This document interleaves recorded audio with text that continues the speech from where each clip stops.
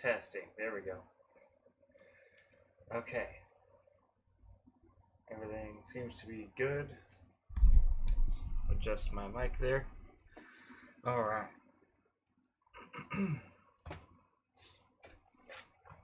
All ready for some New Japan Pro Wrestling. Let's hop right into it.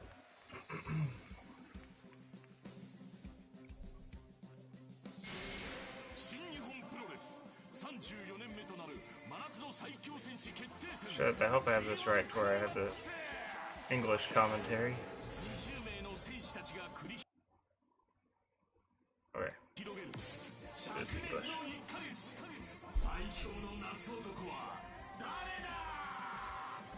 今年は俺がやらなきゃいけないできるはずです G1 で金メダル取りたいですから新日本プロレスの時代がございますみんなの思いも俺は背負って諦めてたまるか最強ではない今はだ I'm the best technical wrestler in the world ただ純粋な強さお前ら見たらわかるやろ決めろ最強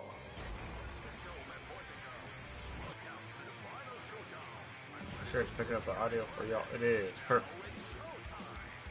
Holy shit.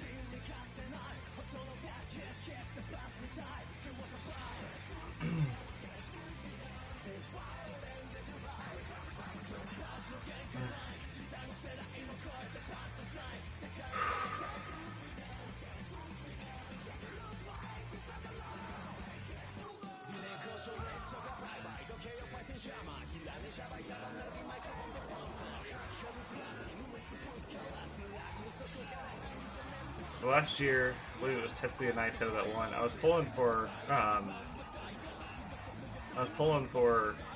Will Ospreay to win, but I believe he placed second, if I recall.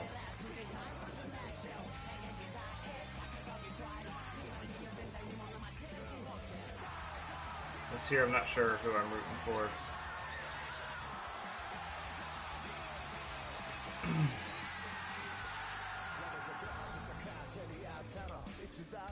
Zack Sabre Jr. wouldn't mind winning. I wouldn't mind seeing my boy El Phantasmo get his moment. I doubt it, but we stand El Phantasmo here. I wouldn't be surprised if Sonata won.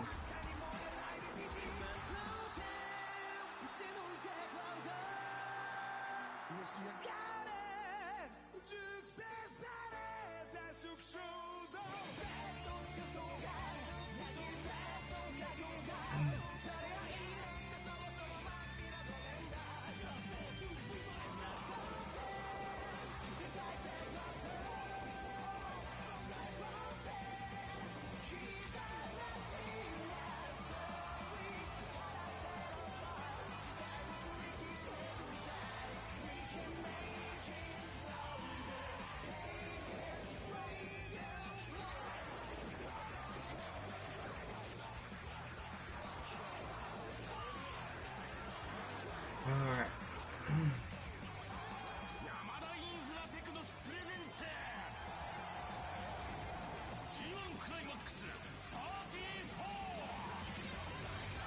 Crack open my Dr. Thunder. Hello wrestling fans, we are live tonight for the biggest tournament in professional wrestling. My name is Walker Stewart, alongside my good pal Chris Charlton. Chris, yoroshiku onegaishimasu. Yoroshiku onegaishimasu. And we are set here tonight for what is going to be a massive night of action. Chris, it's the opening night of G1 Climax 34. It is the most demanding tournament, not only in professional wrestling, but the entire world of sports. And look at the new look for Boltin Oleg.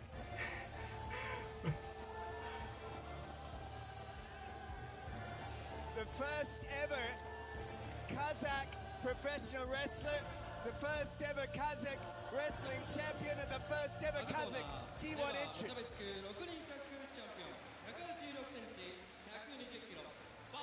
Okay.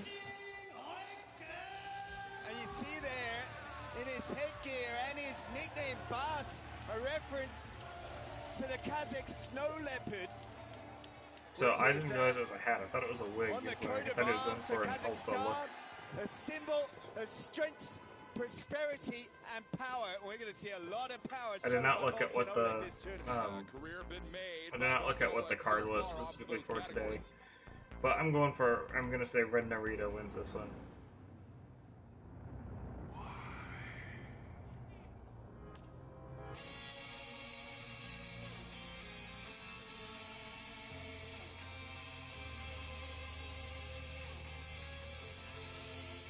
But Chris, Prosperity has not been in the ranks of House of Torture for quite some time. Now titleless is the entirety of said house. And Ren Narita looks to enter his second ever G1 Climax for G1 34 to right the wrongs. I think he did pretty well last year's G1. Well, yeah, if you listen to Ren Narita say it, he says this is his first G1. He doesn't count last year, doesn't count who he was last year. He says that this is the true Ren Narita in the true G1. I spilled soda on my shirt. You're right, it's a definite referendum on House of Torture.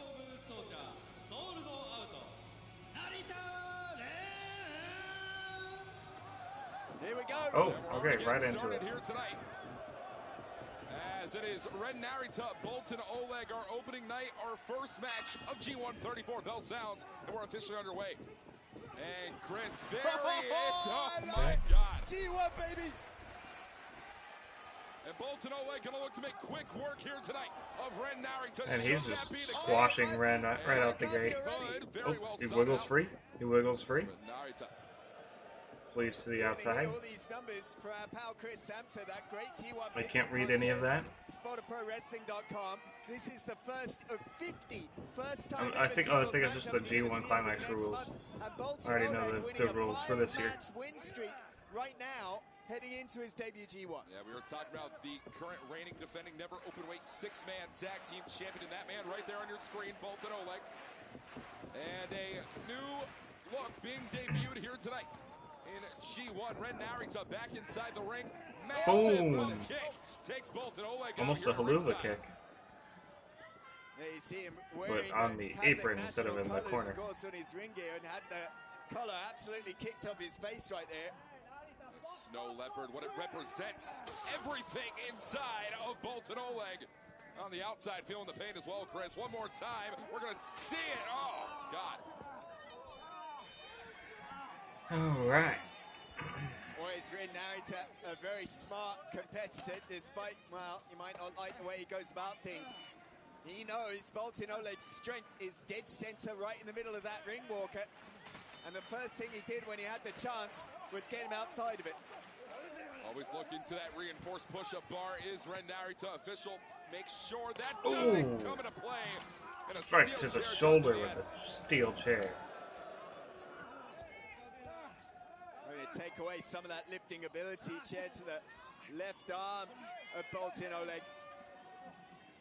And there's a wrap on that left arm as well. Yeah, we talk all the time about the dangers of long-term tournaments like this and the way that injuries early on in tournaments can affect your long going, Chris. And just like that, we're seeing that target become... Now he's wrenching his arm like through the barricade. So they got like the steel bar barricade, got his arm over the top and under the bottom. G1 so far in history. Over the like, ultimate winner can't think of how to word it. Bicep over the bar, forearm under the bar, and yanking on it to injure the elbow on the bar. Yeah, those are great odds there. 1, 2, 3. Call some similarities, very few between Ren Narita and Bolton Oleg. First titles they've held, those never openweight sixers. Everyone remembers that reign for Ren Narita. And we are living through it currently for the Kazakh. I believe, if I recall, in New Japan you have to the count of 20 for your countouts instead of 10, like we're used to in America. Let's not forget about that. Tournament, beat Toriano, beat Hiroshi Tanahashi, and then beat Taichi in the final. Can you imagine if Ren Narita... He didn't beat El Desperado Minoru Suzuki to get anywhere. He stabbed her in the back. Covered. Into the cover, will we see, too? And immediately taking control of that left arm is Ren Narita. And you're right about that, though. Bolton Oleg making sure this is the first G1 Climax in 22 years without the ace of the universe, Hiroshi Tanahashi, in in-ring competition. You weren't even born. I was not. You don't know what G1 without Hiroshi Tanahashi in it. You know G1? Oh yeah, he's not in this maintaining one, is he? control of that left arm. Going to be a long road for Boltin Oleg going forward if he does not find his way out of this situation here. What it means for Boltin Oleg to represent his home country of Kazakhstan. To start anew in Japan with a career as a professional wrestler, missed out on the Olympics due to the COVID-19 pandemic, said, this is the closest I will ever get to the Olympics. I don't need the Olympics, Chris Charlton. I have the G1 Climax. Yeah, I mean, it's no joke. This is, on many levels, the greatest physical endeavor you could go through as a professional athlete. Ducking the chop. Big takedown there. Boltin Oleg rolling right through. Has those shoulders up. Brought Oh, him up. gut Look at wrench. this. Gut Count wrench. it Nope. out. Nope. Oh. Rolled through. As Narita Naito's got the armbar almost locked in. grip locked in here for Boltin Oleg. Has to keep Oleg's those got arms, his those hands from got his becoming hands separate clasped. right here, Chris. Yeah, Keep him from getting full extension. He's got, which is a bit stronger than he had a little bit earlier on in this matchup. But Ren Narita, a very, very capable submission grappler, of course. Oh, now he goes. Now he's got it locked in. And now Boltin Oleg Leg onto the bottom rope. Learned underneath Katsuyori Shibata. Before that was another bridge that Ren Narita burned. Does not want any of those connections to his past self, his past life. A Ren Narita pre-House of Torture does not exist in the mind of this athlete. It's a hard feat to do if you are Ren Narita. Failed hip toss. Oleg with a big drop kick. And a drop kick to boot. We've often talked, Walker, about you have to fight fire with House of Torture. Boltin's gonna have to get mean. Come on, and Ren. he's such a gentle giant. It wasn't until that final with Taichi that I really saw something mean in Boltin. And here we go. Are you ready? Have you practiced, Walker? Gut wrench. We're gonna see it. Oh no. No. And Narita trying to block Narita it. wiggling free. Sort of. Does a very good job at doing so. Oh, right now here. he's free. Still maintaining that attack on that left arm. So utilize the right instead. Irish whip. I countered it. Irish whip for Narita. The knee drop down here for Ren Narita. Ended last year's G1 Climax, did Narita with 6 points on the board. Claims this to be his first in his true form, his true self. A time to prove that comes right here, right now.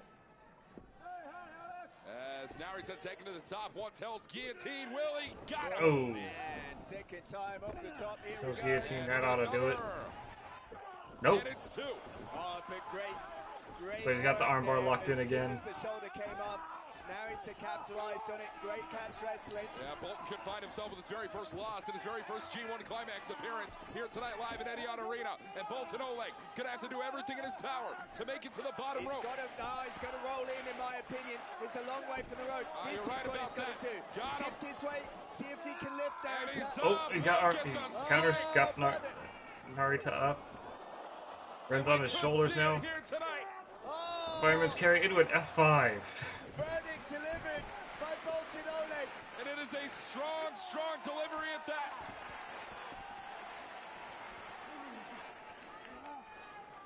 And we are dropping bars here tonight, says Boltin Oleg. Puts him on the shoulders. Another fireman's carry. Seeks it out. Kamikaze.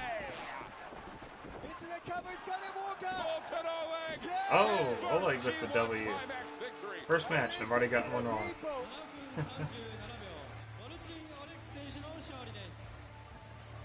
Well, you can say it, Chris Sampson dropped the note. 5 singles match winning streak now extended to 6. That's the longest winning streak of anyone on the current New Japan roster, and it continues to grow tonight. What a start!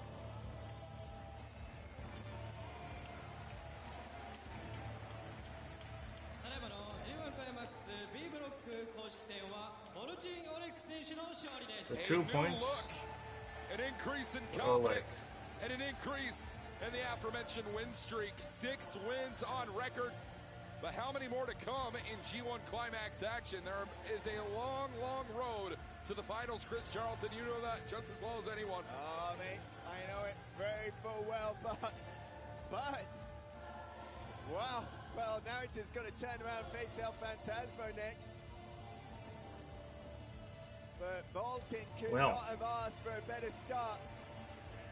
So G1 things aren't Climax. looking too good right now for my boy Ren. Definitive victory will take Bolton Oleg into this next challenge tomorrow. Ooh, we gotta go up against Hanare next tomorrow. Takes on the never open weight champion, Hanare. It's about me, boys. I love it. The big man from Kazakhstan. And we're underway.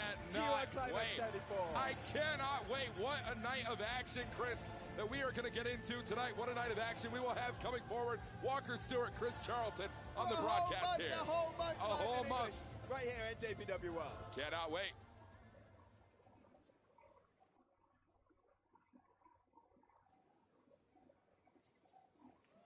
Is it Gabe Kid versus, I can't tell what the other one is.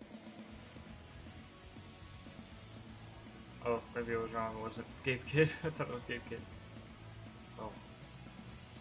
Well, on the opposite side of the pond, Chris Charlton, we go from one first-time matchup to another. A B block qualifying entrant to an A block qualifying entrant. The youngest of the 3 British entrants into G1 A block. 3 Brits, 3 Englishmen in A block. You know what that means, Walker? What does that mean, Chris? It means it's coming home, baby. It's coming home. It might come home to Callum Newman. He's got his own new look. Somewhat Will Ospreay inspired, I think you can say. Yeah, you can say that for certain. But I would say that this is the tournament for Callum Newman to become his own man. But faces a tough, tough road going forward in this year's G1 Climax tournament.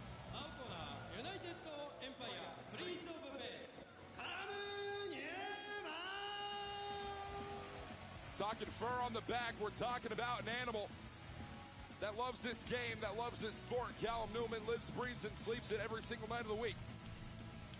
But there is no bigger proving ground than determining who is the strongest of the summer. Hell, the strongest in the entire world.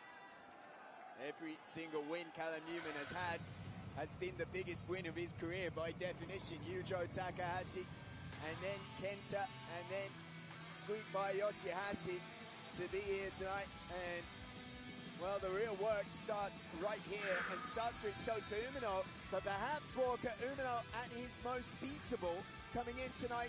Big questions around the physical status of that young man. Yeah, you know, a superhuman recovery effort for Shota Umino in his attempt to compete. I wonder, what's the state of United Empire right now since Will left? I haven't watched New Japan since. And good God Almighty, Umino has made a lot of promises, and a lot of them have not been kept when it comes to in-ring record. Since Wrestle Kingdom. But an entrance being made in a way which only an entrance can be. We often talk about in sports, especially if you're English, Walker, about the group of death. And A block is the murderer's row. This is probably exactly what Shota Umino needs in his career. Just as you said, can you keep those promises? Can you be the big match player where Shota Umino can get through the list of names that are in A block? Okay, so Ospreay is still the leader. And could be that AC says he is. Said to yourself, it's one thing to call yourself the ace, it's the other for the world to don that. Except TJ Perkins is also the leader. Okay. Shota Umino has a lot to prove going forward in G1 Climax competition. Still smells nice. It's one thing I can appreciate you, Chris. Right. He gets it from Lush, you know. Okay. The Buzz Market Lush. You get you some Lush.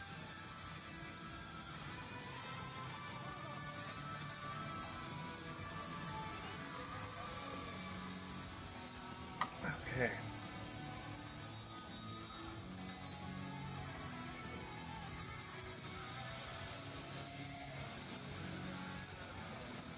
Interesting little nugget going into this match. Neither of these men has won a singles match in this town in Osaka.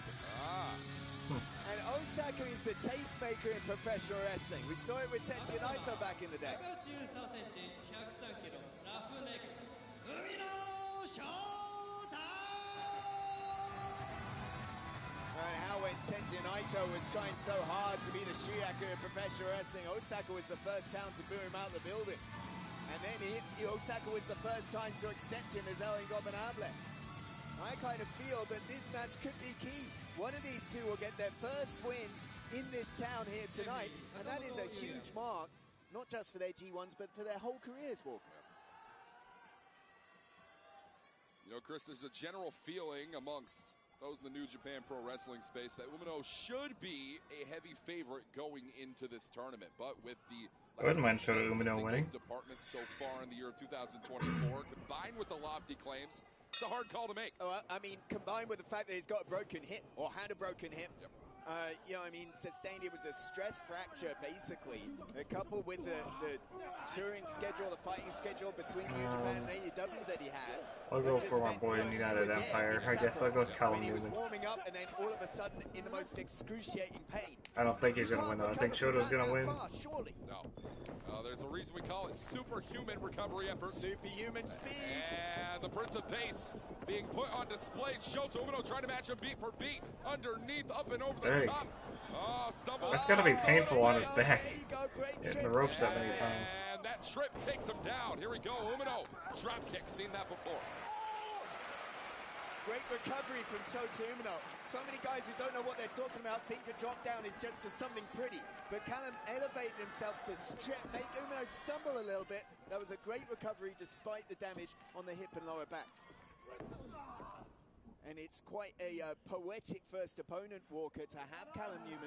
Last time we saw Shota Umino in a big match in this town, in this building, against Will Ospreay for the IWGP UK Championship. Yeah, I remember that back in Power Struggle 2023, an incredible night of action that was. Callum Newman had his eyes on that match. Shota Umino was feeling every single bump and bruise. And feeling it now just the same underneath. Bam, right over the spine. Good stomp Second there. time again, straight in a row, Callum Newman trips up Shota Umino. Talk to me about this, Chris. You walk in with an injury that is public, that is apparent. Look Cover out. right here, Newman, only one. Walk in with an injury of that nature. Obviously, the roster are going to want to take that to their own advantage. And he knows it. Boston Crab, this is exactly the right hold to use. For someone 21 years old, Callum Newman wrestling well above his age level here. And that's a smart trick there. That's going to test the lower back and the hip. Oh, Gonna stepping switch it. back. Look at this. Beautiful. That is high ankle. That looks so painful. Right on the correct side as well. That's where It's the brutal. frontal was. And Umino has to make it to that bottom rope. You see, you know, one thing I was impressed with Callum Newman in the play-in tournaments I was able to call was that he's got a lot more patience. You know, he's not just rushing into things. And now he's in a position where Shota Umino has to work from underneath Callum Newman. That's a rare spot for Callum to be in. You're right. It's also one that you cannot take advantage of for too long. And Callum Newman could run the risk of doing so here tonight, but right now finds himself on that advantageous stage. Spoke a little too soon there. It's that explosivity. That's where we'll see that hip and lower back tested. And had the explosiveness, but he's feeling it, Walker, definitely, no doubt. Yeah, the first ever G1 Climax for Callum Newman in his young career. Ties for La Sombra, becoming the youngest G1 Climax entrant in history. 21 years of age. As Umino, huge running uppercut into that corner. Brought right back out. Fisherman got him out. Here we go, Newman. Oh, leg hook, takedown. Beautiful. Yep. And of Great course, transition. that hold directly taught to him by the greatest G1 Climax winner of all time, Masahiro Chono. Brought him to some of those 5 G1 Climax victories and was passed down. A long way to crawl, Walker. And Newman's got to do everything in his power to either make it to those bottom ropes. It might be the hip again, but that hold a little bit loose. That wasn't as tight as I think Shota Umino would have wanted it to be, Walker, and I think it was probably the effort of having to reach up with the lower back problem. And that's made it a little bit harder. just like we said in the opening bout, he's got to carry that pain through 9 singles matches at least. Right. You know, and you make the playoffs. If you finish 3rd or 2nd, you got to wrestle an extra match. Could be up to 12. Look out. Battles out of it. Does Newman waistlock underneath and got right with that forearm shot. Back up underneath again. And somebody's got to get the advantage right here, right now. And it's going to come forward.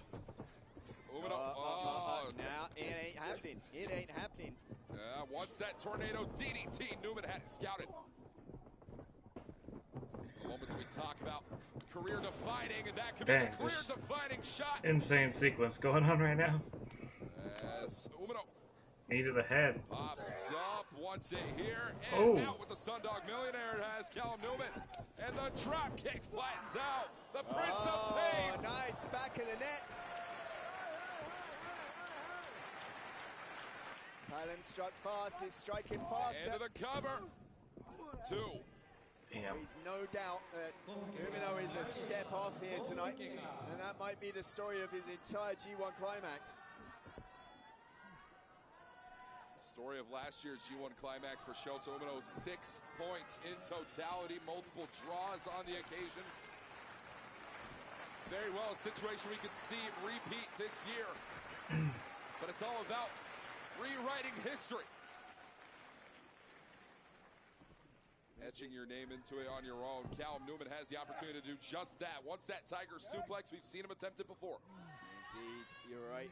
Both these men have actually faced off once before in Rev Pro back in 2021. Umino was on excursion back then. Very different set of personality situations. Oh man, oh brother, he rocked. Oh! Rolling elbow. Got him Enziguri. off the side with the Enziguri. Once the Oz cutter. Got it right here. And a cutter from Shota Umino. There's one man who knows what an Oz cutter feels like. It's Shota Umino. In this very building, nonetheless. So difficult. Callum wants to pay tribute to his mentor. At the same time, that's a very difficult feast or famine maneuver to hit. Well, that has been an allegation towards Shota Umino in the past, paying tribute time and time and time again. This is the tournament, Chris, where Shota Umino needs to prove that he's not Tanahashi, that he's not Tetsuya Naito. He is his own man. Now Callum Newman needs to prove he's not Will Ospreay. There's so much on the line in G1 Climax 34 right from the opening day. Umino taking aim. Lined up the shot. Picture perfect. Shota Umino lands in with that knee strike right down the spine. And once that tornado DDT sawed it out, got him. Holds on. And seeks out one more time. Brought up in, hooked.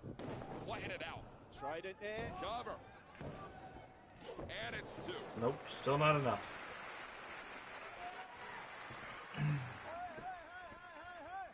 We saw Bolton Oleg pick up a victory in his first G1 Climax matchup earlier on in the evening. Can Callum Newman manage to do the same? Not from this position, not right now. Umino's got a number of choices. I think he wants to turn the key. Time to start it. Ignition. And Shota Umino wanted that Death Rider. Not gonna happen. No. As Newman, various small holds package. cover here one more time, and it's 2 just again. And rolls right into that elbow shot. Newman one more time, popped up, held on. Umino. Wants Death Rider again. Ooh. Oh man, I think that was on the button, Walker. Yeah, someone might need to go check on Newman here. Umino has his own plans. Wants a definitive calling victory as Spanish fly for Callum Newman. Look where he landed, Walker, right on the hip. The cover. 2. Landed right on the hip for the Spanish fly.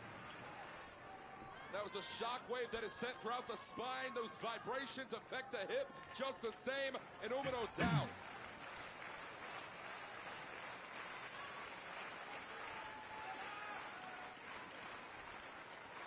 He says so many times the winner of the G1 comes from a win in their opening contest, but also this is the night where upsets happen. This is the night where your prime players are at their most beatable.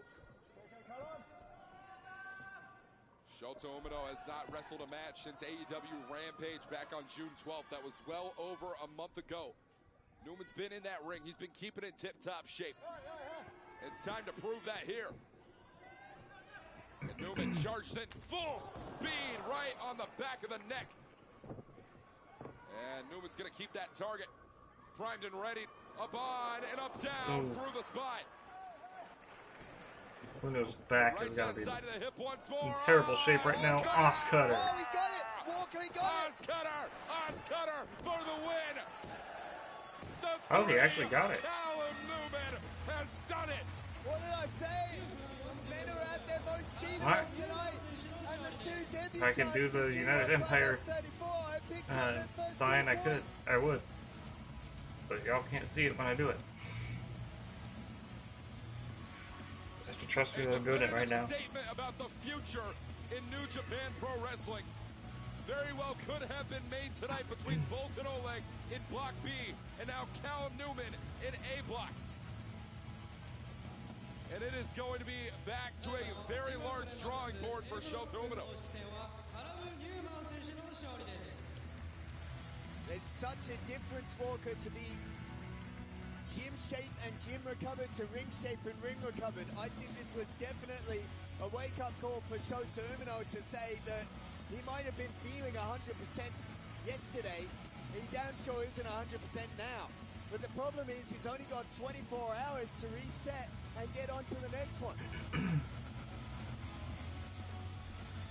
Oh, he's facing some. He's losing next. He's losing tomorrow. I keep wanting to say next week. Tomorrow.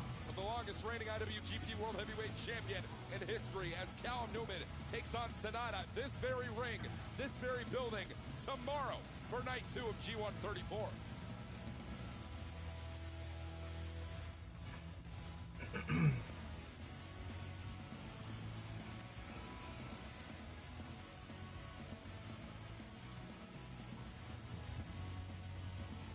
Oh man, oh brother, that couldn't be the worst choice for someone who's hurting, right, Walker? Yeah, sometimes it's all about the luck of the draw, Chris, and the way that these cards have been drawn out are not in the favor of Shota Umino. Takagi, my goodness.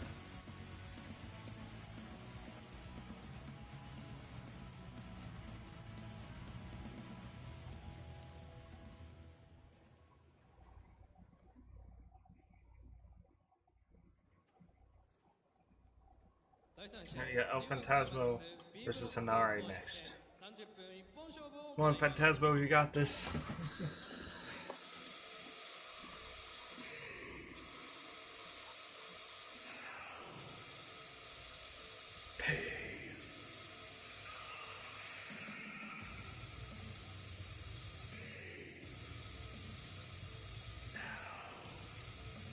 It has been a very different side. Still have the screen on the back of his vest. That we had seen Come on, as turn of around, let recent. me see it. And Jado, your favorite emotional support wrestler, may be accompanying him down to ringside. But El Phantasmo, it was Osaka Joe Hall. It was the prefecture of Osaka the very last time El Phantasmo last saw his beloved tag team partner in Hikuleo. And where my Hikuleo may be, God only knows. But El Phantasmo has one thing left to Yep, do. he still got it. And that is to win Can't tell if it's actually doing anything right now, but Is El Phantasmo in the correct mental state, Chris looks like it's not doing anything to now. a tournament of this nature and walk out with a win. We just saw how not being physically 100% can come to bite you in this tournament. And not being mentally 100% can be the same. El Phantasmo needs the people here in Osaka to be with him.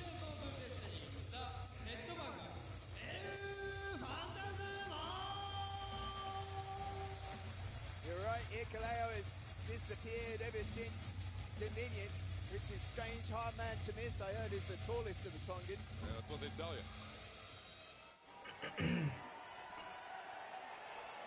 nobody telling. Well, listen to the people of Osaka. This is, you would think, the town that can pick El Phantasmo up off his feet. But at the same time, this is a town that loves them, some of the never openweight champion Hanare.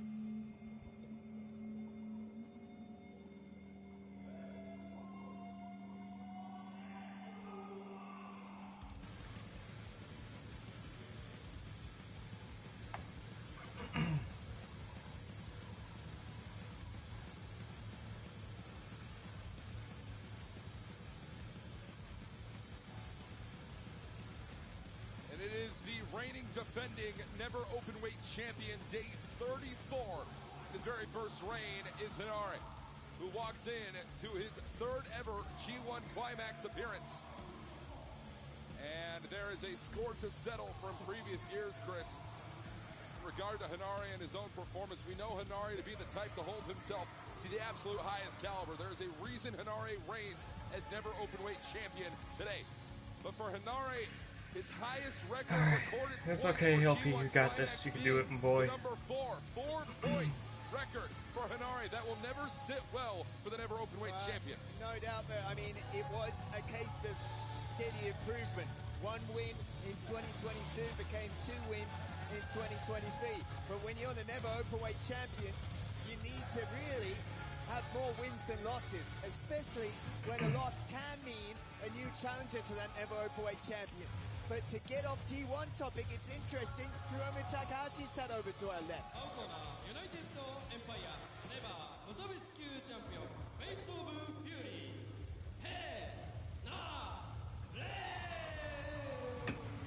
You're right about that, Chris. Hiromu Takahashi laying out his own claims for potentially challenging toward the never openweight champion Henare. Well, because he wants a singles match with Tetsuya Naito, and the best way to do that would be to make it a champion versus champion exhibition match. Henare has other plans, but Henare came here, we know how important that, that Maori ancestry and his identity is, how important mana is, and mana being something that's earned and lost, and I mean, El Phantasmo, not exactly the image of mana right now. You're right about that. Current never openweight champion Henare has faced a lot of media coverage in the Maori news outlets. As the bell sounds, we're officially underway. Phantasmo doesn't seem the most motivated right now. But nearly as motivated as he appears on the graphic there. All G1 Climax matches tonight takes us to Block B. Yeah, El Phantasmo was sun-bummed out. He didn't even feel it in him to publicly humiliate me the other day. He used to love that.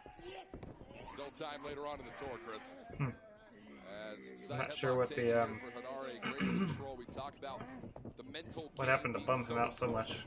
Henare being one, but I'm still gonna root for him. You got this, man. As never openweight champion, bested a foe. Rough start, but you got this. Did not manage to do so in this city in Osaka. Rather, took him all the way to Sapporo. Oh, yep. See, there you go. There you go. Boom! You hit him with a drop kick. Oh. Henare is someone on a massive upswing, coming off of having had to work so hard for so long to finally be a champion in New Japan Pro Wrestling. Come on, LP. Victory over a current champion in New Japan Pro Wrestling. You very well may earn yourself a championship opportunity. El Phantasmo more on the line here tonight than just G1 Climax 2 points. Watch out. We go. Well read. El Phantasmo up and through to Hedis, takes down Henare. Now let's see if he can capitalize, Walker. Henare all out of sorts. Does he have the mana?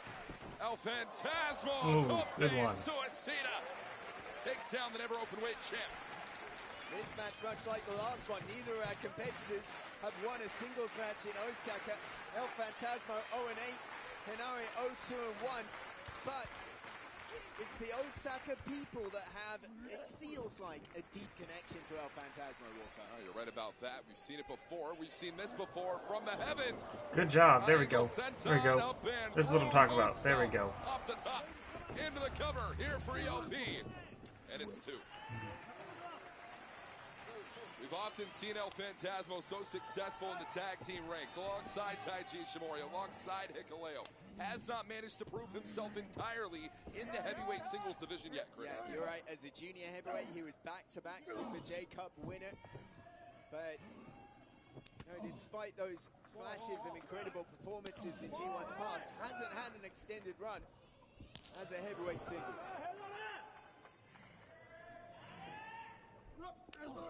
Record 6 points for ELP coming in the last 2 years of G1 Climax action. Right, a little bit, I think Henare a little bit split of the lip there with one of those shots from El Phantasmo, and a nod of, yeah, okay. First taste of blood can wake you up, especially if you're a man like Hinari. Blood he tastes, he's willing to dish out just the same.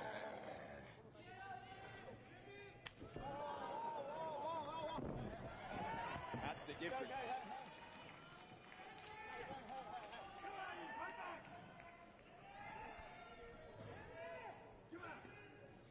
Come on, ALP.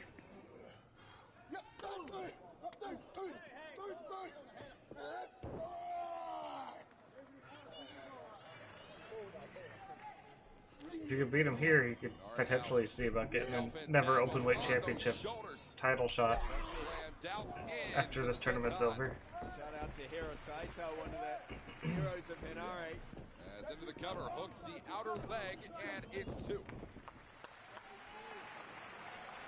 Hinari is not just the man with the mana in this tournament, but rather is willing and able to exterminate all others who lack that same mana, who lack that same passion for professional wrestling. And El Phantasmo said it himself, Chris, I'm not sure if I can do it this year. Hinari wants to eliminate ELP from the playing field from the beginning. Well, I mean, look at the names that wanted to be in this tournament and weren't. Tomohiro Ishii, Toriano, Hiroshi Tanahashi, for goodness sake, Taichi. You know, people that were fighting to be here and couldn't make it. Oof. And if you're coming into this tournament saying, oh, I'm not really sure, I mean, that's an insult, to be honest. And Hinari takes it as such as well. That wrist clutch lariat manages to lay out the headbanger. And sorry, Hinari, show me some spirit.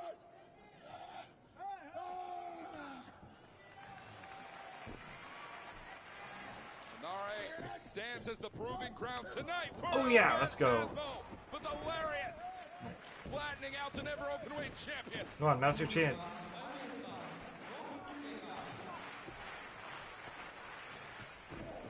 Oh, there we go. Now he's feeling it a little. And with that sweet chin music, you tuning up the band. That is a corner that would typically contain El Phantasmo's former tag team partner, and one that is just crushed between himself and a knee. Hinari. Berserker. Into the cover here. 2. Yes. LP was tuning up the band, so to speak, for sudden death. It's that slight hesitation that cost El Phantasmo. So many times that would set up the Goozle, the Godsend, the Thunder Kiss 86, and yeah, just flashing back. Cost him there. He's going to walk the streets of rage. Streets of Rage paved with gold, paved with a G1 victory tonight. Oh, yeah.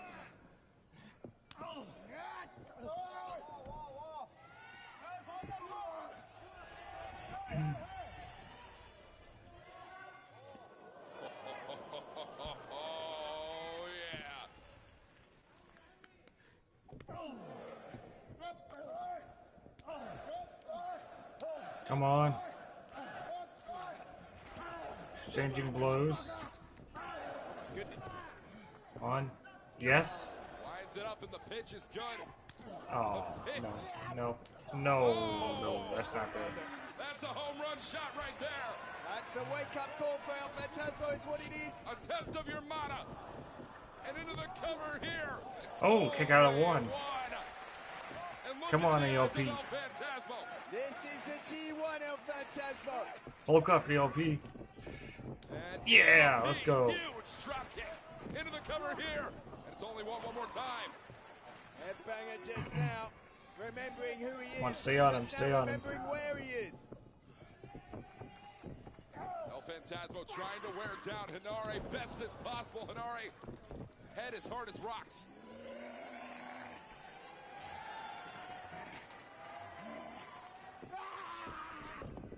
And sudden death out of the hammerhead shot. The cover for ELP. No. Oh. That could have been a sudden end to this match. Oh, he's verging the burning hammer.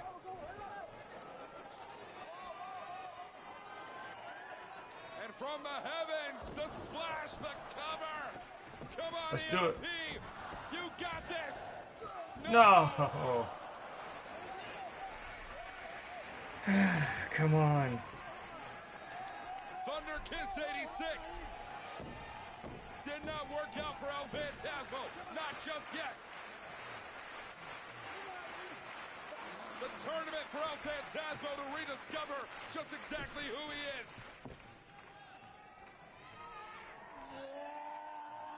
This is tap one CR2. It's that Canadian Revolution, the second one at that. Oh no. Hanare. Oh, Samoan drop. Maori drop. Uh-oh. Hanare might have this one in the bag. Oh no. Tackle, here we go. Rampage into the cover. No. Yes, he's still in it. Let's go. Okay. I thought that was it. We said it earlier on in the evening. If anyone can remind El Phantasmo who he is, it is this Osaka faithful. It might be too late though. Small package. One in cover, roll through the cover. Oh. Oh, and that liver shot. Devastating punch to the liver from Hanare. And that could be dead to rights. Uh-oh. El Phantasmo, Streets of Rage. Damn it.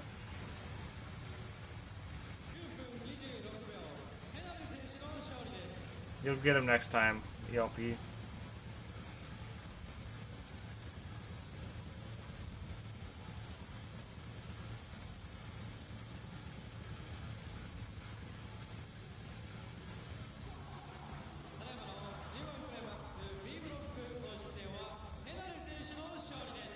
Saw Hanare grab at the chest of El Phantasmo following that cover, pulling the mana that was left out of ELP and placing it into himself. Hanare is the man to beat in B block this year for G134.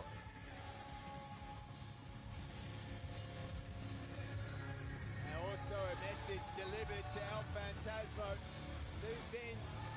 You don't win friends with Salad Walker and you don't make friends in G1 Climax. This isn't a place to find a new pal. This is the place to stand up as your own man. Because ELP got tomorrow. Oh, he's gotta go get his friend. That's right. Phantasmo has to reset and face Ren Narita tomorrow afternoon. And that is going to be a hey, Ren lost today too. You can do it, ELP. See the same Ren Narita that we saw here tonight. That means one man will be walking away with the win.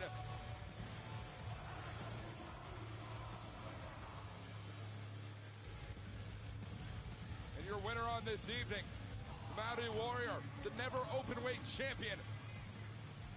And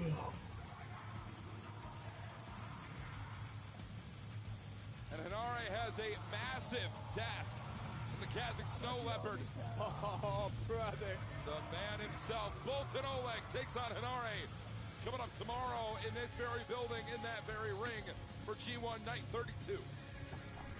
Night 2, night... I was gonna say night 32. I was gonna say how many nights are there?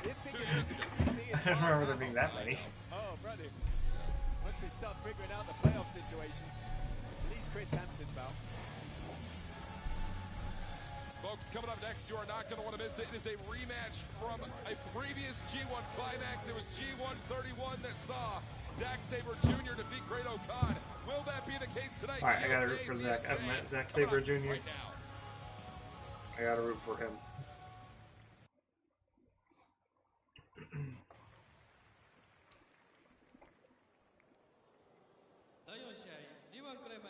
I think this will be a very good one.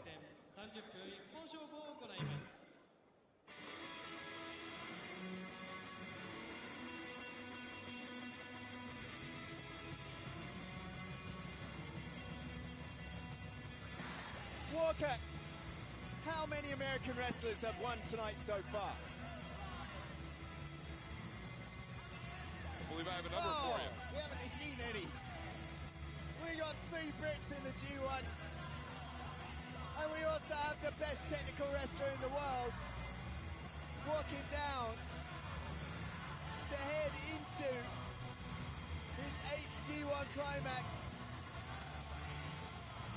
and putting himself under the gun if he doesn't win it this year. Even if he wins later on, he says his career is a waste.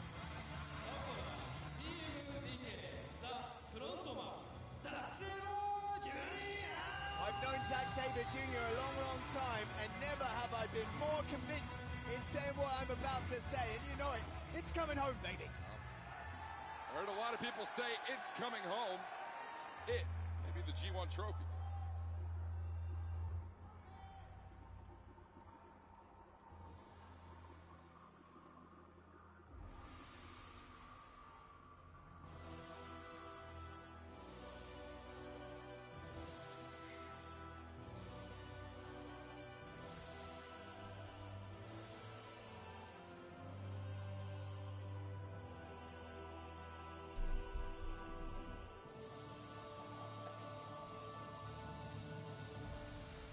I usually tend to root for United Empire, but not against Zack Sabre Jr.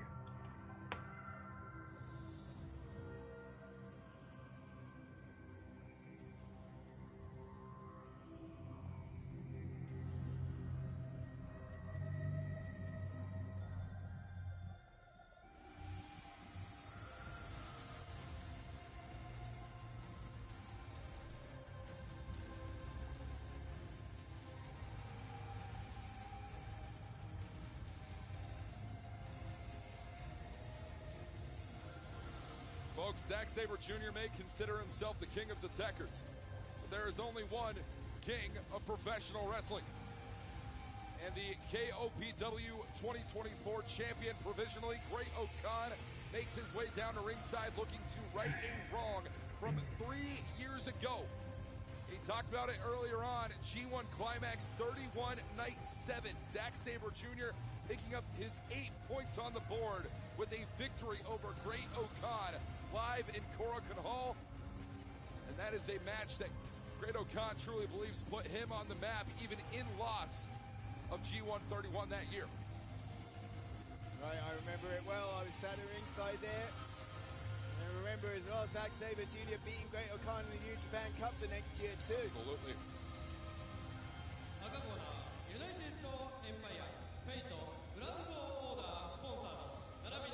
He's got all of those achievements. Collaboration with G-Star here in Kind of a Osaka, cool flag. sponsored by the mobile game. Slash fan, whatever you want to call it. KOPW champion. Uniter of the fiefdoms. He can breathe fire. Captain of industry. He hasn't beaten Zack Sabre Jr.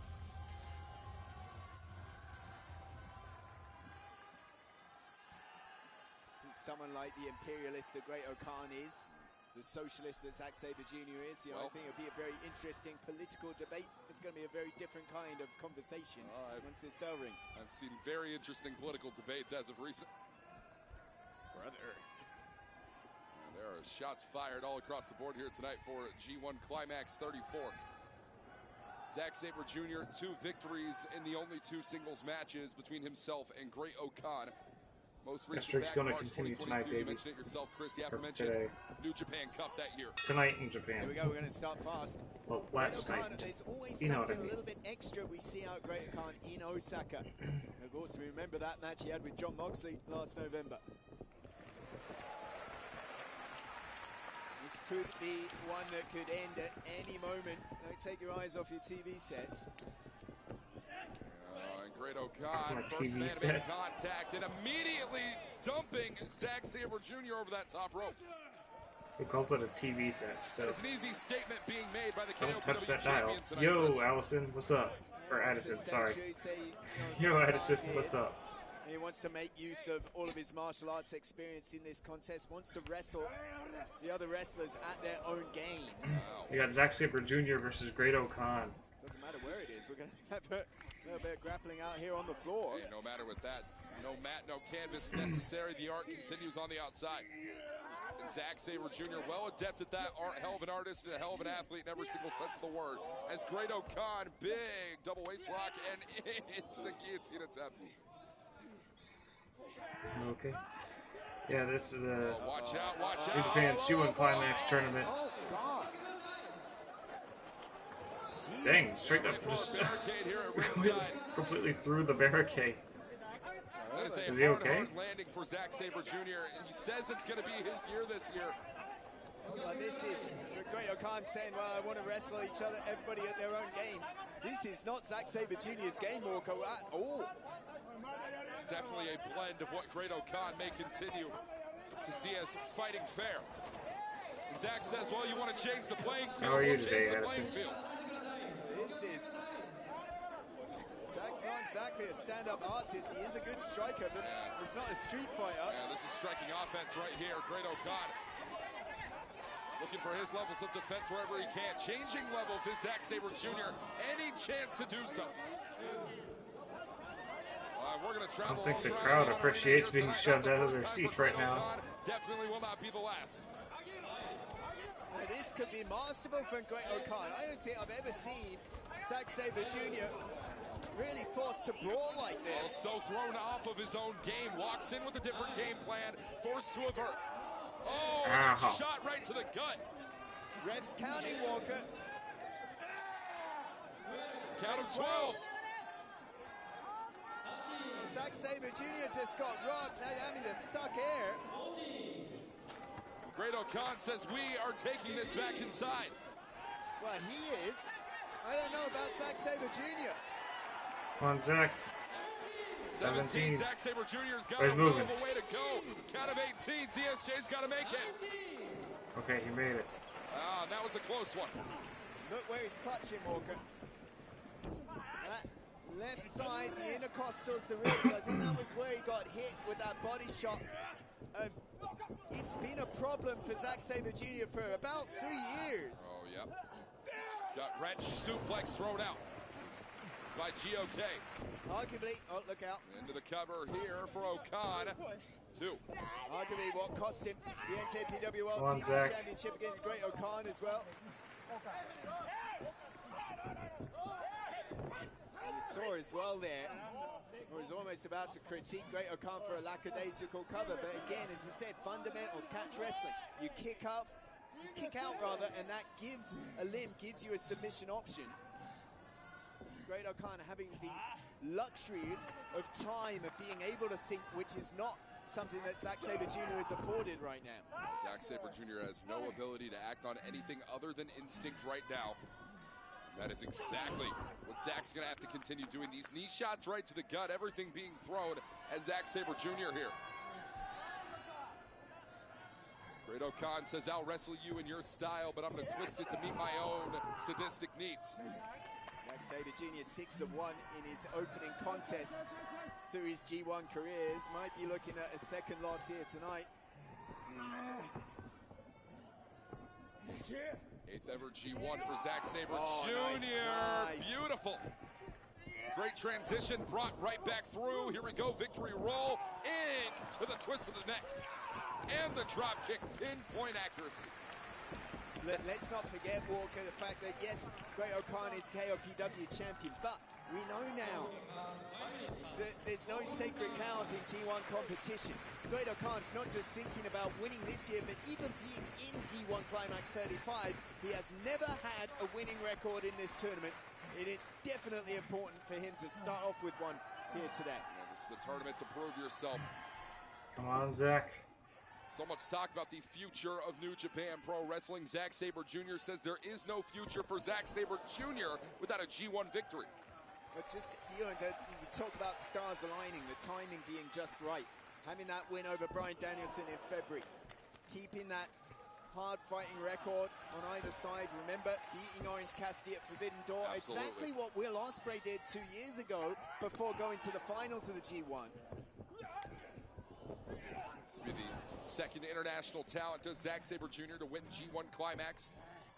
As that wrist clutch maintained right here for Great O'Khan. Nice. Very classic monkey flip, but keeping or trying to. Zack trying to adjust that wrist control and does. Zack Sabre Jr., that's a forceful takedown right there on Great O'Khan. Yeah, there's no way Great O'Khan didn't want to go, but he was forced to. Wherever that left arm goes, the rest of the body will follow, and Great O'Khan putting that thesis to use. And they're just both trying to outdo one another with these hard takedowns. Oh, that stubbornness of Great O'Khan could be what costs him in the end here, wanting to wrestle the style of his opponent, almost mimic Zack Sabre Jr. Anything you can do, I can do better. Well, he wants to make use of all those 13 different disciplines. We're seeing a bit of amateur wrestling, we're seeing judo takedowns here. You know, Great O'Khan wanting to show his diversity.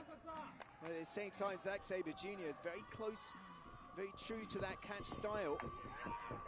Nice, beautiful British variation of the Northern Lights there, and still holding on to that wrist. This is all about the wrist. He's got the giant fake granddaughter sponsorship on his ass. It's all about doing what you do best, and the best technical wrestler in the world acts on that accord. Olympic slam manages to take down Zack Sabre Jr. They're throwing takedowns here like Hinari and El Fantasma were throwing forearm shots. Absolutely.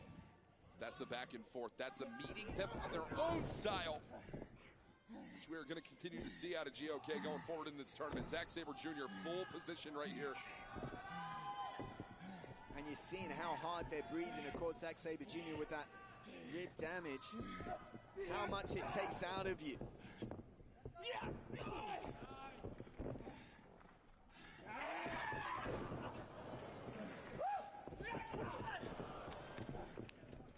Oh, and that's out of the Great O'Khan playbook straight up. Oh, and a right hook manages to send Zack Sabre Jr. down. And we didn't get an official check here on Zack. Official says he's good to go. Great O'Khan doesn't care. Ooh, man. He let a belly slam.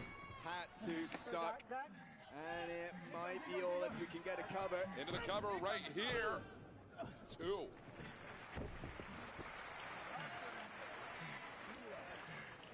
A G1 Climax victory has eluded the careers of both of these men competing inside the squared circle tonight. But a victory over Zack Sabre Jr. has only eluded one of them.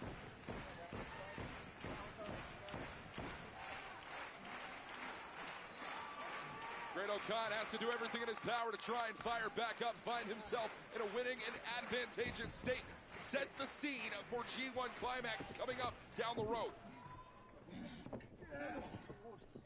Look how it's got that claw, got that claw in.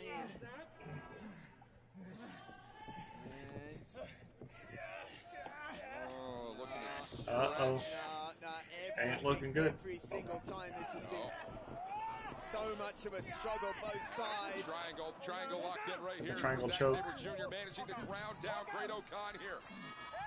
This is very, very similar to the submission predicament Great O'Khan found himself in that first meeting in Korakuen Hall.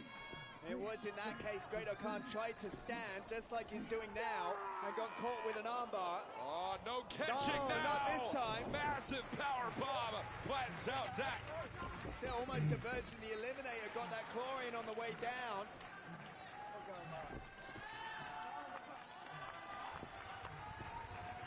It's all about pressure, and that pressure leads to this. The cover for Great O'Khan. 1, 2, no. 2. Come on, Zack.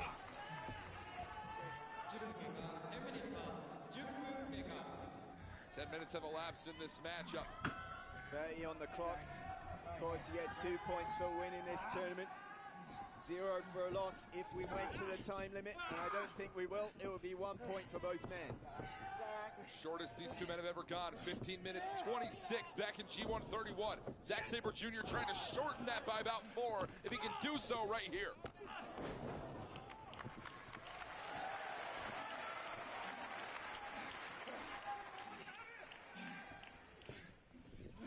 And Zack off the ropes, wanted that penalty kick, not enough, not happening. Here's Great O'Khan. Oh, that claw right across the skull, Chris. You know just how devastating that feels. You can see ever since that body shot on the floor walker, I've heard, and you can hear through your TV set, how labored Zack Sabre Jr. has been breathing. And now you've got that claw. Oh, and it's biting him, it's biting him. Here we go. The spit in the eyes. DDT. DDT rolls through. On right through. Zack Sabre Jr. Cravat down through. Zack driver. Zack driver. Zack Come driver. on, 1. 3. Let's go. Oh, brother, I told you.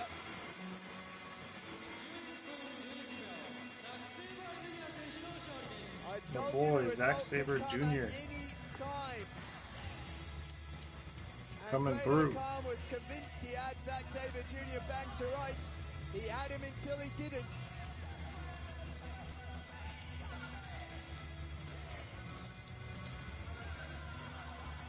It's a 3-0 record for Zack Sabre Jr. against Great-O-Khan. Better luck next year. But for Zack Sabre Jr., there is no next year if there is no victory in this one.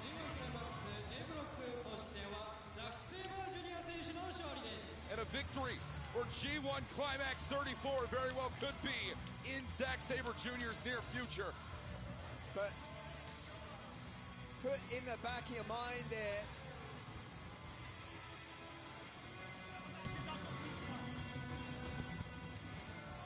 put in the back of the mind that Zack Sabre Jr. doesn't have the luxury of talking to us right now. So you got 2 points for Zack. And put in the back of the mind how laboured that breathing was and how he's clutching that ribs. Those ribs have been an issue for a long time. Tetsuya Naito. He's got to go up against the last year's winner, Tetsuya Naito. Coming up tomorrow, the IWGP World Heavyweight Champion Tetsuya Naito faces off against Zack Sabre Jr. coming up live in Osaka. And speaking of live in Osaka, we're going to take you back to B Block competition. A rematch, Hiroki Goto, Jeff Cobb, here tonight, live at Edion Arena.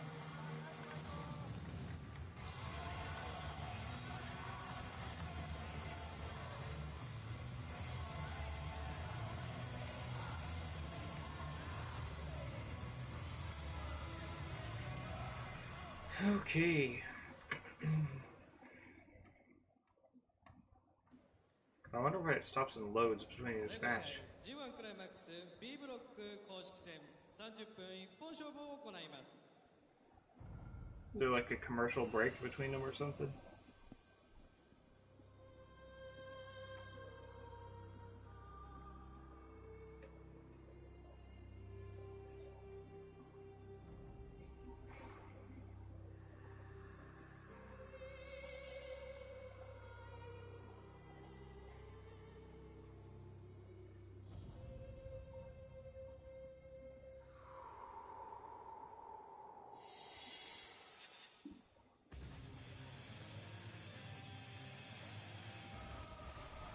We talked about, Walker, how the standbys of G1 not in the tournament this year, and it feels like a changing of the guard, a new era in G1 Climax. And for a lot of us, it's felt like a blink of an eye. So much has gone by. All those Tanahashi G1s, this monitor that we have in front of us, it's lifetime. And for Hiroki Goto, being the first person after Masahiro Chono, of course, to win the G1 on his first try. Now he's in a position where he's trying to be the oldest ever G1 winner in history.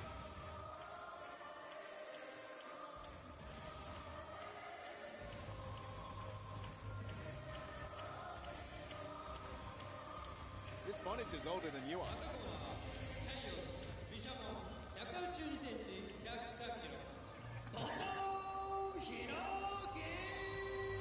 I don't have a specific pick for this one, but I guess I'll go with victory in G1 18 may have been definitive for Hiroki Goto. But we talk all the time, always the bridesmaid, never the bride. Hiroki Goto doesn't want to talk about the 15 other G1 climaxes he has entered and lost. Well, isn't Jeff Cobb part of? Yeah, so I'll go with Jeff Cobb. United Empire for After he life. won the big one in 2008, he made the final surprise finalist against Kenny Omega in 2016. Now we're 8 years on again. Let's see if that magic can all line up. He's the only representative of Chaos as well, which is an interesting factor when you're up against arguably the strongest unit in this tournament in United Empire.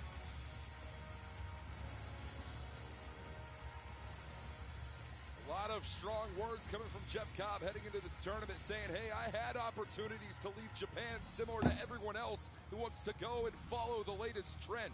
But I believe in tradition, I believe in Japan, and I believe in Jeff Cobb.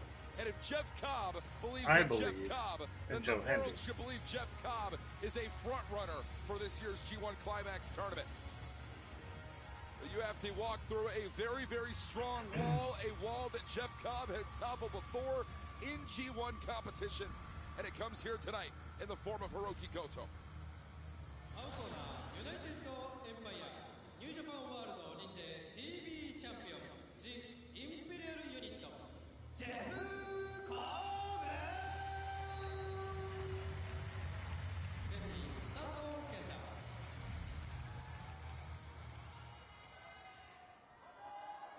Right, we're back to the 20-man, two-block format of G1 Climax after 2 years of different experiments. The last time we had a 20-man, two-block field, Jeff Cobb nearly got himself into the record books.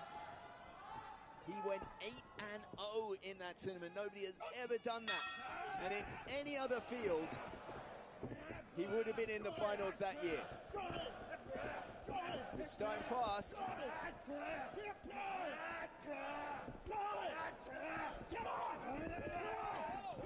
It's easy to tell there's a lot of history between these two men. 3-2 record overall. Jeff Cobb, no time to talk numbers.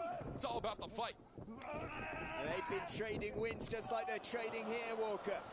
And Goto. Goto in San Francisco back in 18 over the Never Championship, and then back and forth and back and forth.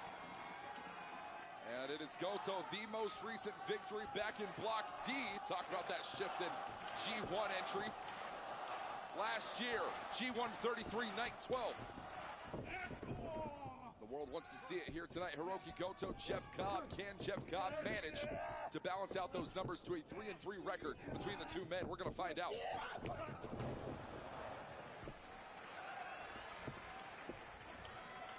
Very well could be Jeff Cobb, who goes on his own tour of the G1 Island.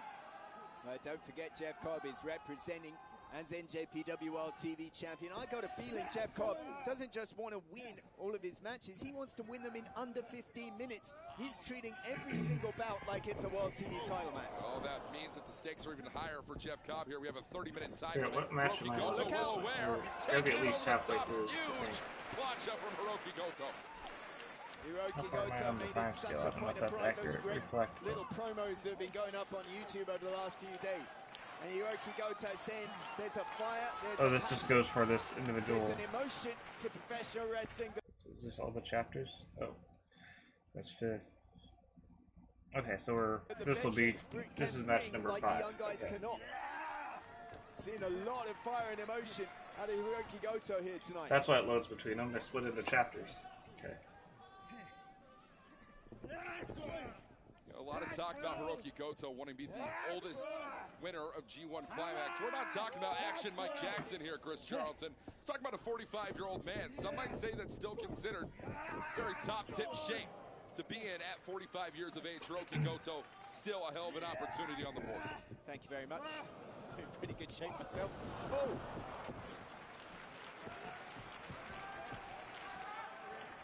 I think the words of Jeff Cobb at the G1 press conference days ago could even ring true for Hiroki Goto in the same sense. Cobb, 41 years old, Goto, 45 years old, says, hey, all this talk about the new generation, it is still our generation, and you guys can wait your turn. Certainly Jeff Cobb has proved that. What a tremendous year it's been. Beautiful. 12-4-1 for Jeff Cobb, rather. Ever since last year's G1. A lot of those victories, of course, most recently over the World TV Championship. Lance Archer in California, Tomohiro Ishii in Osaka. And beautiful fireman's carry takedown. Jeff Cobb on full display here as NJPW World Television Champion. As into the standing moonsault, finally hits it into the cover right here, and it's 2. I feel though, Hiroki Goto feeling that added pressure as well, especially with the likes, Kazuchika Okada not being in New Japan Pro Wrestling anymore. Tomohiro Ishii, not making the cut. Yoshihashi not making the cut. The only representative of chaos, in a field of a lot of people saying, well, do we really need chaos in New Japan Pro Wrestling? to continue establishing that base for Chaos going forward as a unit in New Japan Pro Wrestling overall. As Jeff Cobb gonna look to follow in here, big spinning wheel kick. A Muramasa, and that's a Goto staple. Look at this. Wow, no, oof. Cobb out of the way. Okay.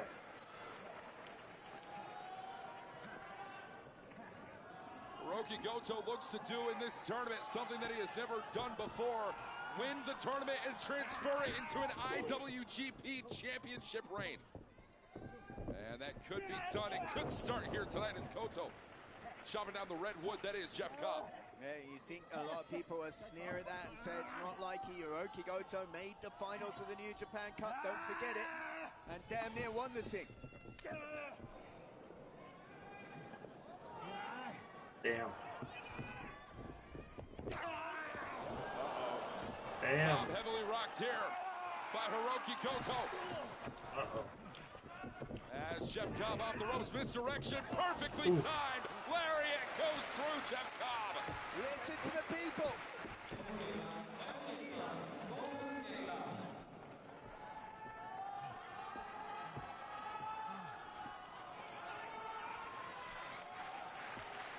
There's something about Osaka in the Summer Walker. The big fight energy here tonight. Oh, that's the original. Matamosa. And out, Bulldog flex. Jeff Cobb. And into the cover. Off the combo, will we see? It's two. Former G1 Climax winner, multiple-time New Japan Cup. But this is a different Hiroki Goto we were talking about. Years and years on down the line. Oh.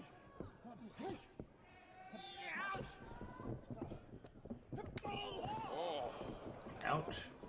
Hiroki Goto has had to withdraw from a G1 in the past in 2013 with a broken jaw. Watch out, watch out. Uh-oh. Kuroshi. Into the cover here for Goto. Kuroshi for the 2.5. So many times you heard Hiroki Goto, one of the most punishing wrestlers on the roster. Every single thing he does hurts you. And he's finally slowed the big man Cobb. And something's got to give here between one of these two. TTR denied.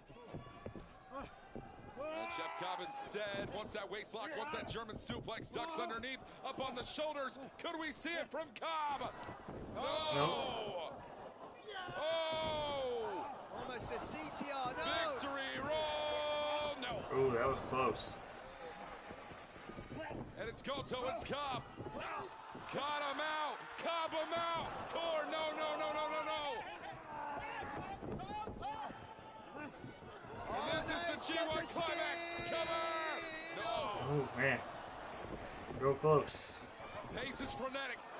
Pace is 1,000,000 miles an hour. And look at the It's not strength. working. Look at the strength. Tor of the islands.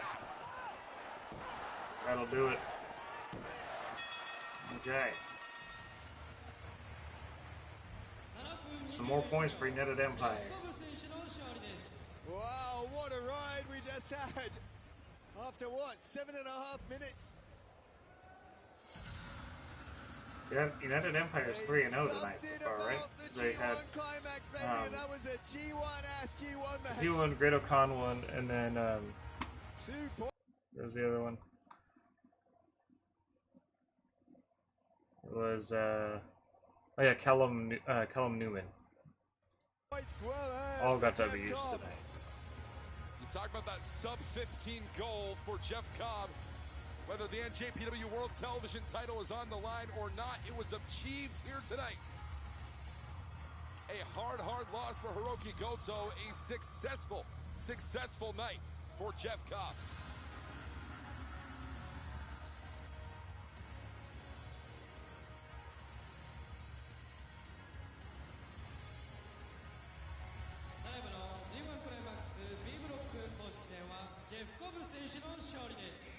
I think a lot of people coming into this tournament may not have had Jeff Cobb as a heavy favorite in this picks.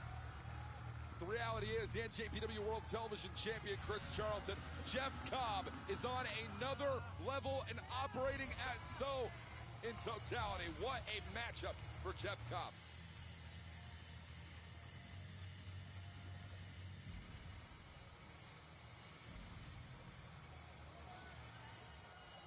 And coming up next, wow.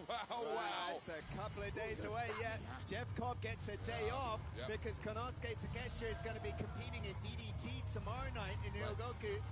And that means they're going to convene in Hiroshima Sun Plaza. That is going to be physical. Wow, Jeff Cobb, Konosuke Takeshita, one-on-one, July 23rd.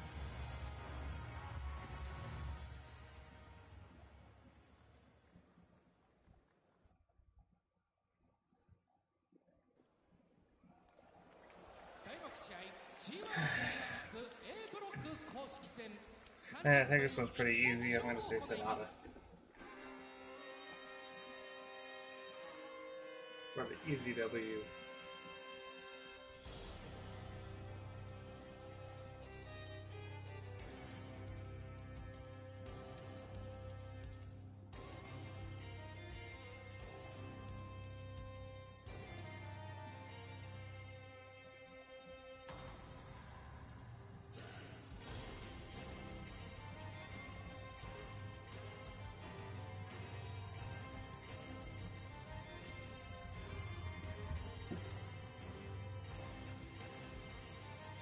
Jake Lee may not be the ace of anyone's universe, but rather the ace up the sleeve of David Finlay and Geto, as we saw back at Pro Wrestling Noah's last flagship event.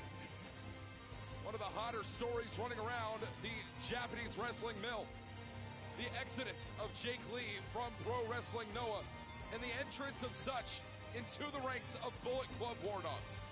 Yeah, how did you react to that story, Walker? It was disgusting. Jake Lee and his actions on GLG. Oh, put down your pearls.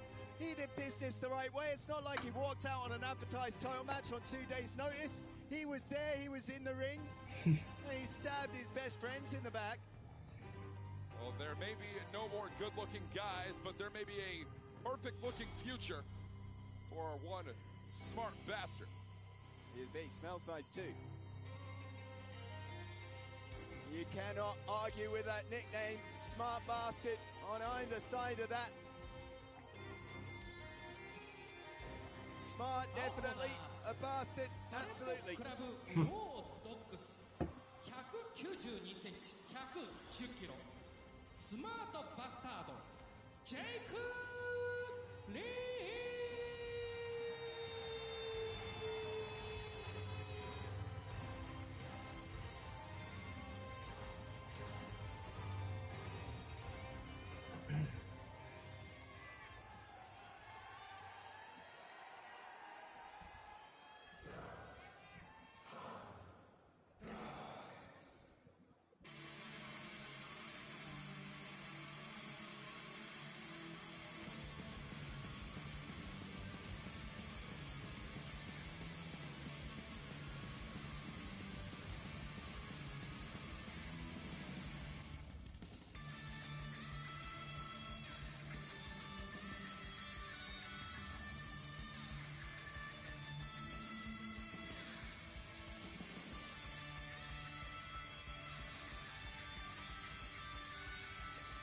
You coming?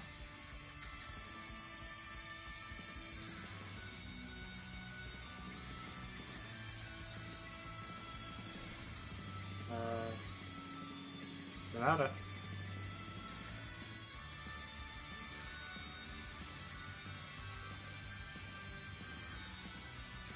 There he is.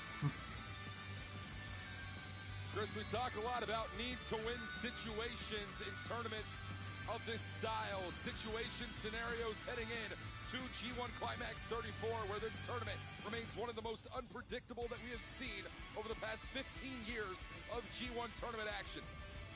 But Sonata, a man who just 1 year ago today was in the midst of what would end up becoming the longest reign in IWGP World Heavyweight Championship history, has an opportunity to set his path forward at reclaiming what he believes to be rightfully his, and he will do so with those grassroots in mind, becoming IWGP World Champion again through G1 Climax Golden Glory. We have talked so much tonight about how important physical and mental fitness is.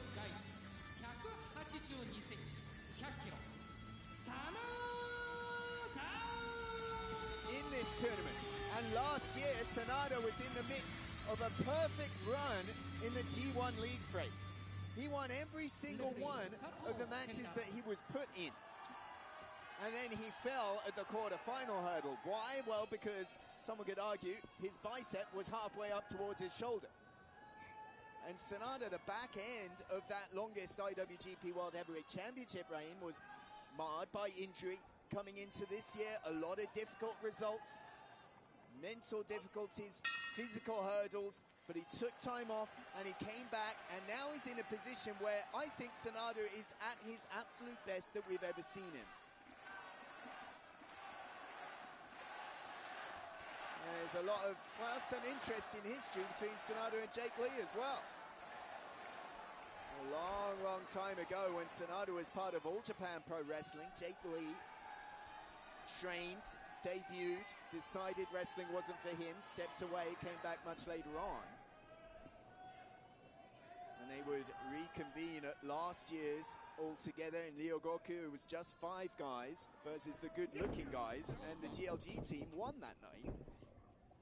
It's the last encounter between Sanada and Jake Lee as we have our first contact in the matchup. As a former Triple Crown champion in All Japan Pro Wrestling, a former GHC heavyweight champion in Noah, Jake Lee is a guy who you take one look at, Chris, and one listen to, you understand exactly why he is seen as a top guy by internal brass. But however management may see you in professional wrestling, doesn't matter if you cannot put the results on the board in G1. I mean, I think in many ways there's a lot of similarities that one could draw between a Sanada and a Jake Lee. Someone that has all the gifts, all the tools. Jake Lee has height on his side, he has a look on his side, he has a very physical ability and style, and he's had results, but he hasn't been seen as a top draw in Japanese pro wrestling, and to be able to see that way, you have to be a top draw in New Japan Pro Wrestling, and you have to be successful in New Japan Pro Wrestling. We talked about that a lot throughout Jake Lee's battles and wars over the past few months against the likes of El Ingobernable himself, Tetsuya Naito back it all together. And Sanada, like a bullet out of a gun, really just firing off here on that left knee of Jake Lee. Try and take away that height advantage on Lee. Those long legs could be succumbing to damage the body of Sanada. Both these guys coming off singles losses in Sapporo as well. You were there. Wait a minute. Jake Lee, choke slam, lays out Sanada. And in the cover for Jake Lee. And it's 2. It's a I'd be very surprised if you won that quickly. Right? But a 2 at that. Folks, if you are just now tuning in, thank you for joining us on NJPWWorld.com. Jake Lee Sanada Block A competition underway. It was back at Noah Destination 2024 exactly 1 week ago. Taking aim. Yeah, look at this. Once that face break shot in the corner. Yeah, we saw this back at Destination 2024 as well. And full steam ahead. That face break shot misses out. Sanada popped up here. Does Jake Lee. Sanada says otherwise. Pendulum swings. Magic screw. The disbandment of the good-looking guys at the hands of Jake Lee and Ghetto, Bullet Club War Dog Zone, reaching out his hand to Jake Lee saying, I will save you from this place. I will bring you to the promised land. When Ghetto makes his pick, he very rarely misses.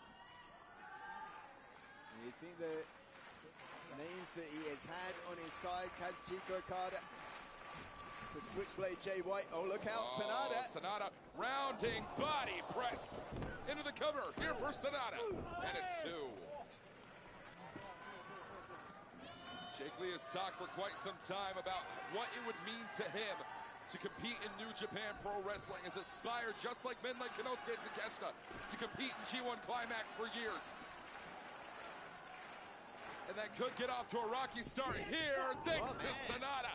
Sanada not getting paid by the hour. I told you, 100% physically, 100% mentally. He's going to put away Jake Lee in short order here. Yeah, we saw this killer instinct come out back in Sapporo against Finley.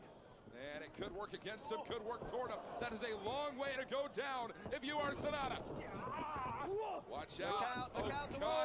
O'Connor got him with the neck bridge. Oh. Cover for Sanada. And it's Oh, I thought that was it. Oh, so close.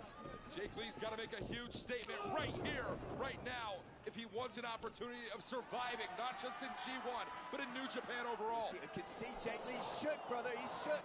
Sanada. He didn't know where he was for a second now. Finds it here. There's Jake Lee. There he goes. Got it. Who's the kick? Shot. That face break shot in the corner. Devastating, deadly, and victorious.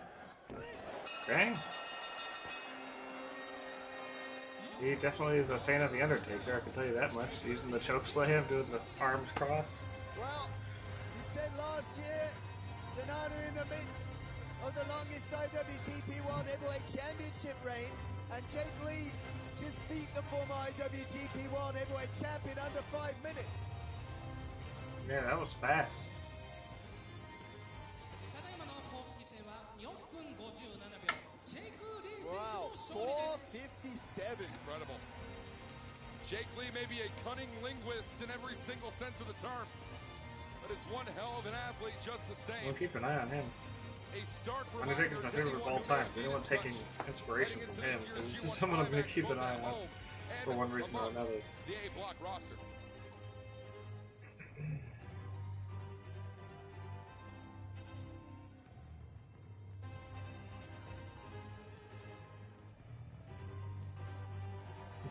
And coming up next, does not matter whether it is Bullet Club by brand or association, Jake Lee takes on Evil.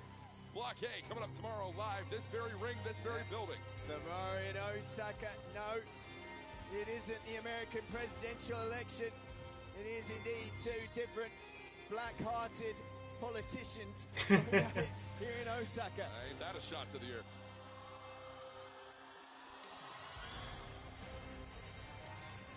No one with more pride in professional wrestling. And in his own I like his overall style of presentation. professional wrestling I'm than definitely Jake going Lee, to keep but an one eye on could him make the for argument future for a man stuff. we're going to be seeing coming up very, very soon. As coming up next, Yuya Uemura takes on David Finlay, the IWGP Global Heavyweight Champion is in the building as we head back to Block B's competition.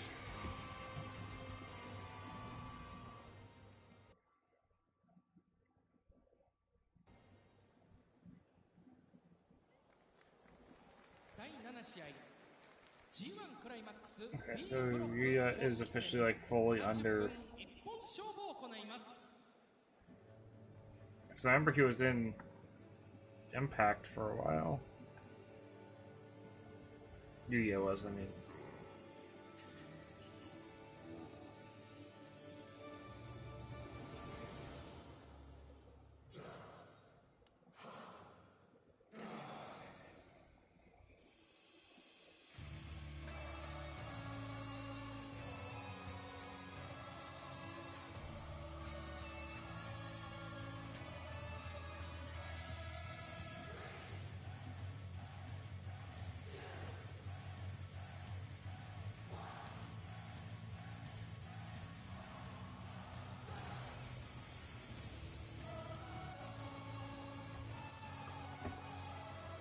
It is the countdown to liftoff here tonight for Yuya Uemura, who looks to enter his very first G1 Climax in history and walk away with a victory in his very first appearance, but it is a tough, tough task to come.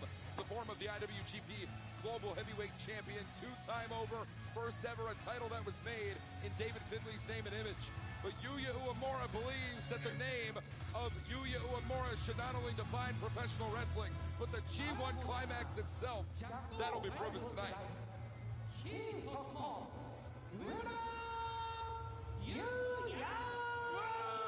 I wonder what Yuya Uemura is feeling as he probably had to walk past Sanada at the end of one clash between Just Five Guys and the War Dogs. And now having to avenge that loss against the global heavyweight champion.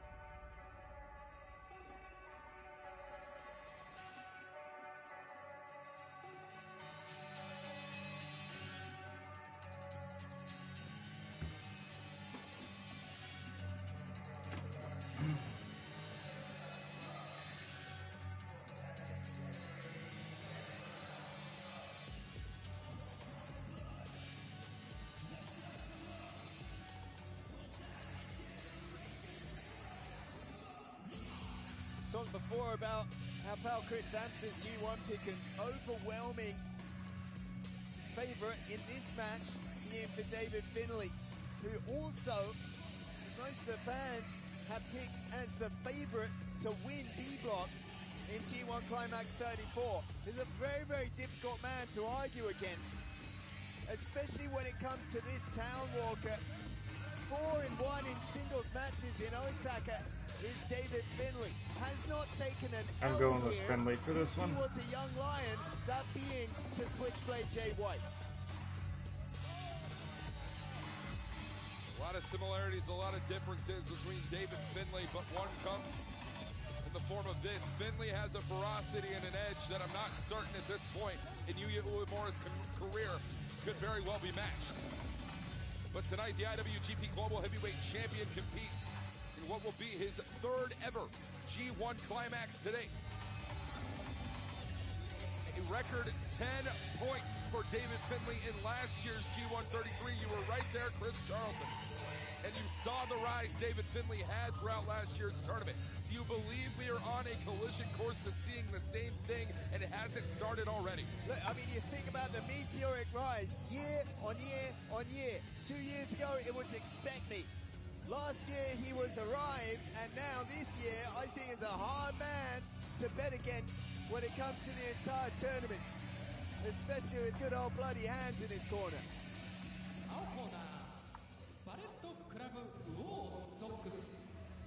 IWGP Global Heavyweight Champion, the rare David Finlay.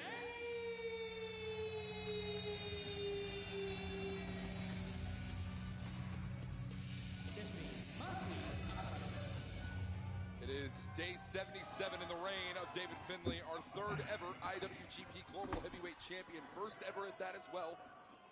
2 reigns interrupted by Nick Nemeth in the midst. There is no Nick Nemeth in this tournament. There is only one David Finlay and only one threat to Yuya Uemura in this ring right now.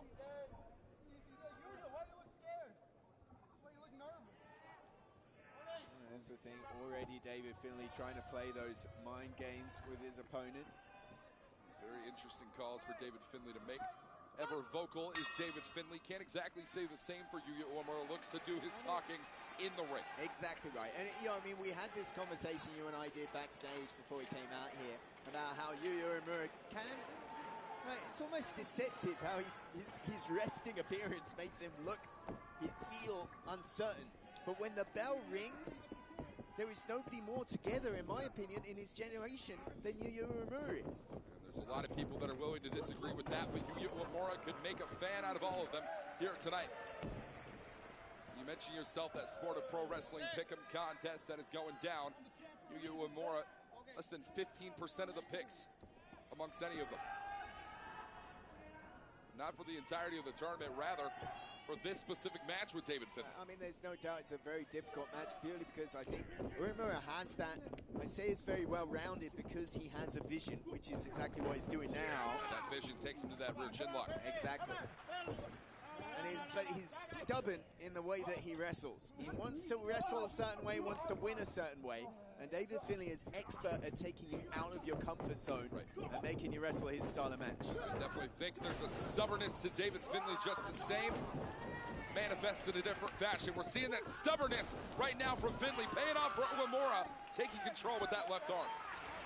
Beautiful arm drag, and watch him stay on that arm of David Finlay. David Finlay coming off an incredibly successful defense, his first and only ever of the IWGP Global title against the aforementioned Sonata back in Sapporo, New Japan Soul Series. Yeah, So no doubt a clear upper hand that the War Dogs have over just 5 guys. Oh no, there we go, there's a little bit of fire. Hey, Uemura showing a little bit of that heat that he wanted here for David Finlay.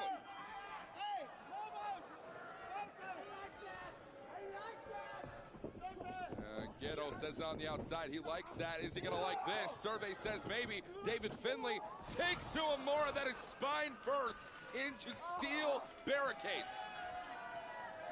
And that is a very unpleasant feeling here for the Heat Storm. This is exactly what I was talking about, though. David Finlay spat in Uemura's face, drew a reaction out of the young man, and now look who's in control. This reminds me exactly of what happened when Uemura wrestled Shingo Takagi for the Never Openweight Championship. Absolutely. If he'd stayed on the man, kept grappling him, he would have been in a better chance. But once he started to trade, that's when he was in trouble, in deeper waters than he could handle. Look out. It's David Finlay. Oh, good Lord, taking out our announcer at ringside, and Finlay's not done. Finlay's not done by a long shot here, and it might be a three-peat for the global heavyweight champion. Come on. Oh, and David Finlay. Oh, that absolute mess over here. This monster's 2 days away from retirement. Oh, David Finlay. Oh, that's disgusting. No one who knows psychology better than David Finlay in a professional wrestling ring, and especially outside of it as well. That's because he was born in a wrestling ring. Oh, we absolutely know about that. It's not just in his blood, it's who he is. It's generational, and Uemura, oh, come on. 4 savage generations of fighting Finlays.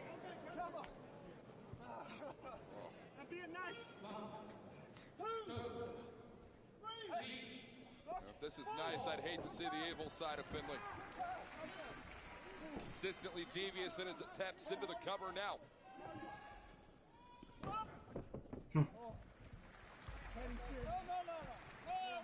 It's a simple 1 count there for David Finlay. Do you think that's something that gets inside the mind of the global champion or otherwise? No, I don't think so. I think Finlay's now he's in his element.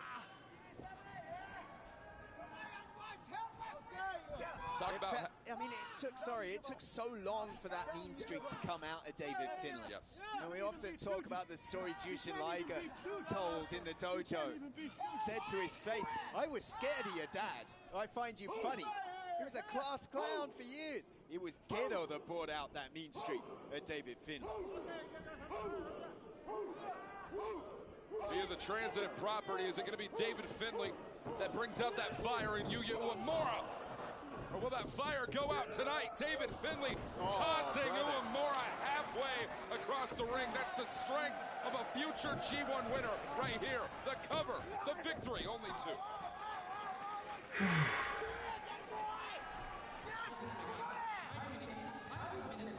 Ghetto and David Finlay, the entirety of the War Dogs, half the New Japan roster still sees Yuya Uemura as that young boy that he might have been years ago in the No-Gay Dojo.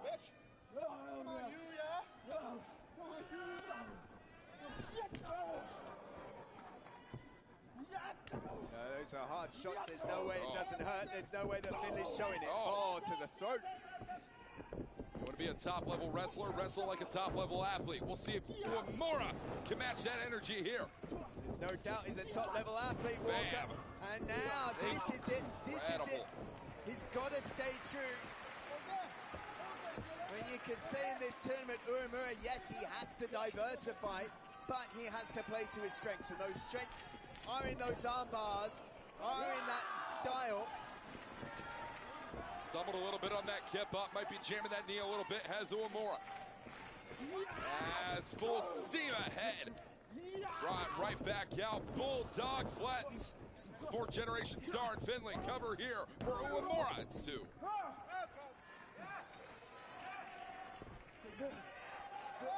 You're right, with a kip up.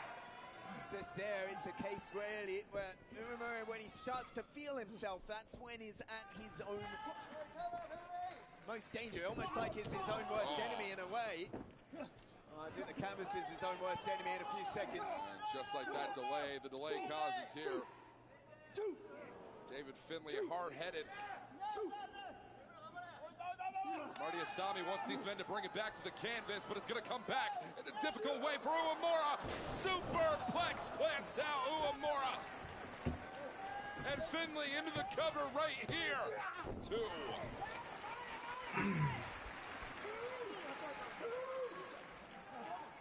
It's impossible to describe the impact of that superplex. We felt it through our feet at ringside. Yep. That's how much impact Uemura made on the mats there. There are levels to vibrations you feel here in Edion Arena, Osaka, and it's very rare that you feel them through the canvas, shockwave all the way over to the broadcast booth, but here we are. And Finley says we're not done. Oh! FUB from David Finley. Into the cover here. 2. Lackadaisical from David Finley all the way around.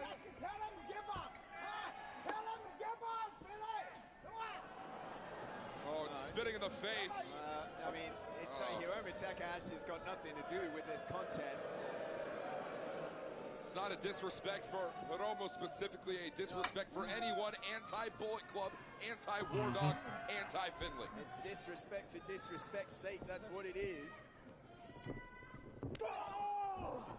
Finley, these continuous shots right to that spine, the lower spine of Yuya Uemura. Good feel. Make it do it. He loves it. He loves it. Look at that pretty face.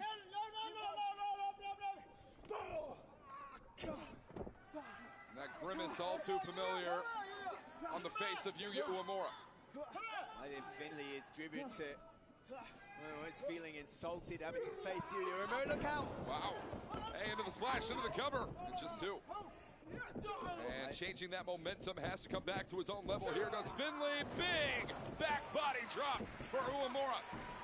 Finley was in cruise control for the last couple of minutes. And that's given Uemura a little bit of a break. Bad back, maybe.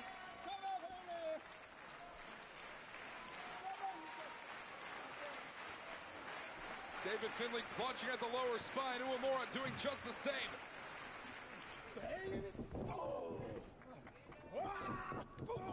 As Uemura, both men to the outside. Over they go. Cactus style, beautiful execution there from Yuya Uemura. Everywhere you look, there are teeny glimpses of glamour. A little bit of flash from Yuya Uemura beginning to develop. Yeah, I was going to say. Wait a minute, wait a minute. Uemura! Oh, brother. Nice dive. Now Heat Storm is cooking, Walker. Yeah, you want to talk about going outside the playing field, going outside of your comfort zone. Uemura has found himself at that top level. Look, take a look at it one more time. Instant replay. Beautiful connection there.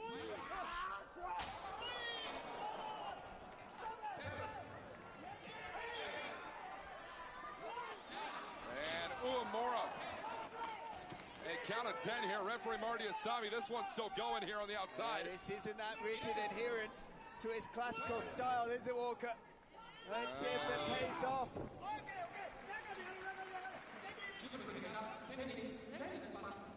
10 minutes have elapsed in this matchup, and Yuya Uemura has 20 to go and has to close it out within. Taking it to the top rope. Uemura loves these ropes tonight.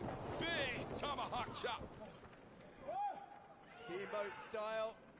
That chop off the top. All those comparisons made throughout Uemura's career. Ricky Steamboat never won a damn G1 Climax, Chris Charlton. Yuya Uemura may be the man to do it. Just smite. Back drop. Got it. Uemura into the cover here. Will we see just 2? 2 and 2 alone. And you feel very alone when you're in a situation like this inside the squared circle with a killer like David Finley at your helm. I'm seeing, I'm looking over Gedo to our left, an increased emotion of panic on his face. Yeah, you're looking at the shock, and David Finley is going to be feeling the shock after this. Uemura! Beautiful. He's got it. Crossbody, the cover, 2. Uemura is beat, guys, with that crossbody. One match in Korakuen Hall with that crossbody going into this tournament.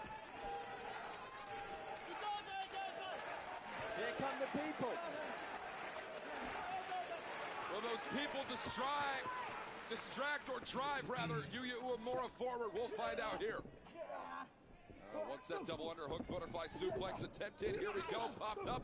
Oh, David Finlay, those clubbering blows. Oh, no. And backslide, shoulders down. David Finlay, 2. Nice transition. Crucifix. One more time, 2. Nope. And underneath here for David Finlay, over the top. And Uemura got him. Nice. Uranage. Into the cover here. 2 once more. You could almost add Hiroshi Hase to those list of influences of the classics and the greats. But Yuya Uemura will have to win this match in his own style. See the panic beginning to build even further more on Gedo, and whenever that starts to happen, you know that David Finlay is in a rough way. You can see it right now on your monitors.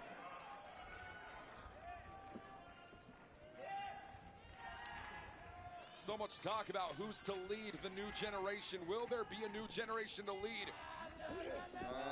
As Uemura. Thinking Dragon, perhaps. Finlay working free. Oh, Finlay out on his feet here. Big back suplex out on his feet. Here's Uemura. Oh, look out, look out. Holds on to that top, does Finlay, beautifully executed. Planted out, power bomb style. Into the cover, full mount cover. And the entirety of Finlay's body weight could not put Uemura down. That's the will and the want-to of Yuya Uemura. But David Finlay's going to powerbomb that last bit of will away. Dominator. The cover for David Finlay for the global That's the Dubsky. champion. Nope. And Never a mind. kick out for Yuya Uemura. It is the opening night of G1 Climax for a damn reason, and you can feel it throughout Osaka tonight. And you imagine the hell that everybody has gone through here tonight, the damage inflicted, the fight they've had to put in, and they've got to do this at least 8 more times over the next month. It's the most fanfare we've heard Uemura have throughout his career. There is no more demanding endeavor in pro sports.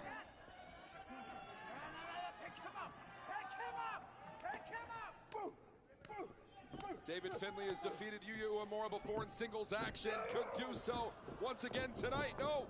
There's a very different Uemura, different David Finlay. German suplex. German, no. He's hung on though. Keeping on to that waistlock, still has something in mind. The gears are turning inside of Uemura. We're a long way away from Garland, Texas, when a young lion Uemura, just on excursion, took on then a fan favorite Finlay Dragon. No.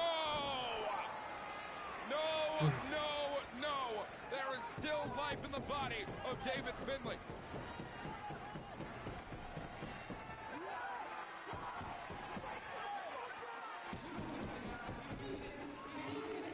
Here we go, Walker. Uemura wants it, that Kano key. Deadbolt suplex incoming.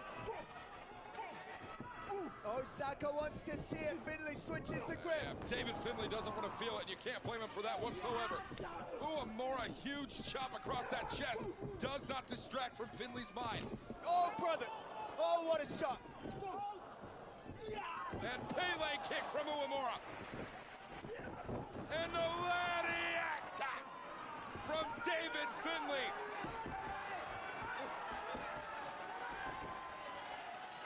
David Finlay smells destruction. Is feeling doomsday for Uemura.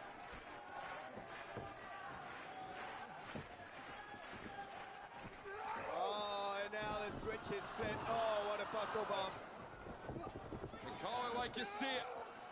Power bomb. Oh. Once more.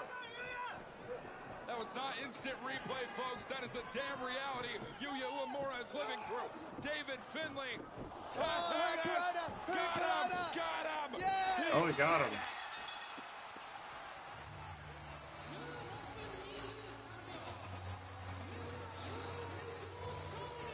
And David Finlay, Gedo, everyone is absolutely incensed here at ringside, but you saw it just as clear as everyone else did in this arena. Yuya Uemura has done it. Yuya Uemura first wrestled David Finlay at the start of his excursion to the United States. He ended that excursion with a Hurricanrana victory over Christopher Daniels.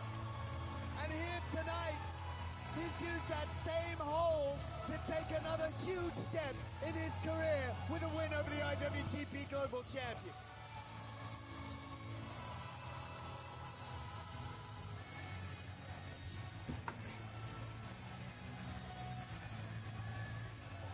Heavy frustration here from David Finlay. All things considered, you completely understand as to why. This very well could still be the year for David Finlay to walk away with a G1 Climax victory, but it is off to a rough start.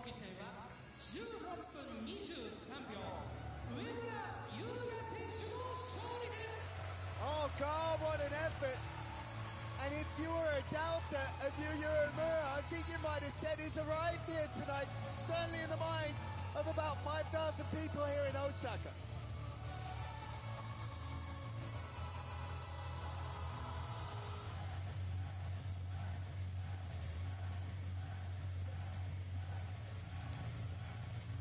It is not just about singular results, but the multiple you can put on the board. And we have yet to see Yuya Uemura placed into that situation, but in his very first G1 Climax of a young career, Yuya Uemura has kicked off G1 34 with a hot start. Well, brother, I mean, you look at it here tonight.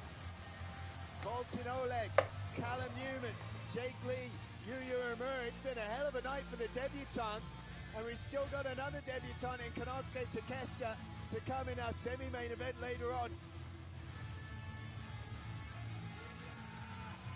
And next up for Yuya Uemura will be coming up this same ring, this same arena tomorrow, July 21st, G1 Climax 34 Block B.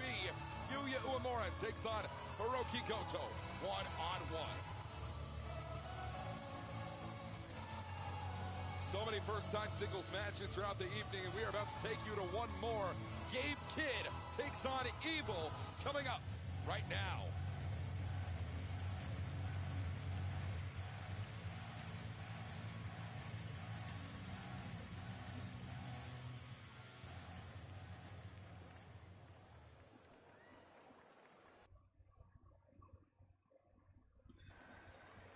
Okay.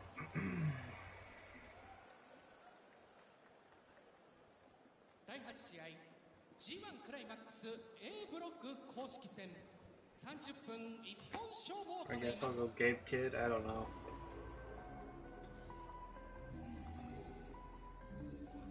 Well, Walker, you all right? I'm trying to do as much as we can to nail everything down here. Because, well, as soon as Gabe Kidd is involved in the equation, anything can and will happen. And even though technically this is a Bullet Club derby between the War Dog, Gabe Kidd, House of Torture's Evil, but there is absolutely zero sense of respect, of admiration, of camaraderie between Gabe Kidd and the King of Darkness. Very different styles of professional wrestling, very different ideals as to what professional wrestling is supposed to be. And if there's one place to prove whose will reign supreme, it is the G1 Climax tournament, as the reigning New Japan Strong Openweight Champion makes his way to ringside.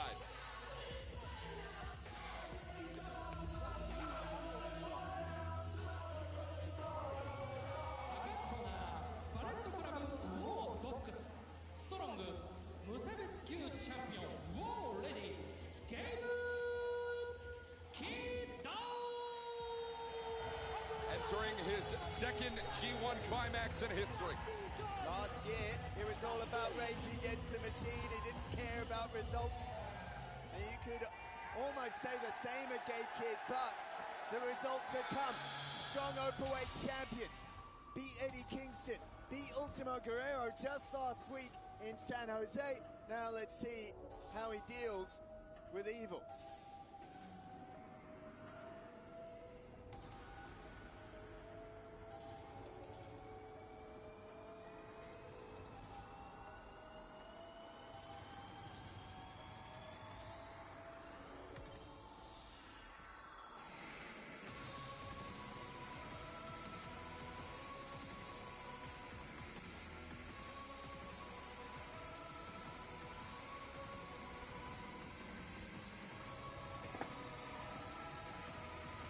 Wherever evil may appear, Dick is to follow. And we are not taking it to go. We are taking it right here live in Osaka as Evil makes his way down to ringside here tonight. Well, I thought we have a G1 without Tanahashi, we have a G1 without Ishii, a G1 without Taichi. I thought we could go a G1 without Dick. But Dick is here. As is consistent. Topic on Hilo. Good God. There's one thing that was made incredibly clear back at that G1 Climax press conference. It's that Gabe Kidd did not come to Japan to leave without making a statement. And Gabe Kidd does so before the bell even sounds. Dick dropped right on his head. Gabe Kidd made it very clear, said Evil, a house of torture, and his cronies have made New Japan a joke for 3 years. And Kidd has made no qualms about it whatsoever. Says that Bullet Club is as Bullet Club does, but I am Gabe Kidd for a reason. Moonsault out the middle. I'm the best. That's me, bro. You can't touch me. Are you fucking mad? Perked up and ready is Gabe Kidd this year for G1. I think the people here in Osaka, they know it. Deep within the heart of Gabe Kidd is a fighter, is a warrior. Come Oh, on. man. Well, that's usually an Evil technique. Poor Abe. But the crowd here love it. Oh, come on, Evil. There's no doubt that Osaka is a Gabe Kidd kind of town.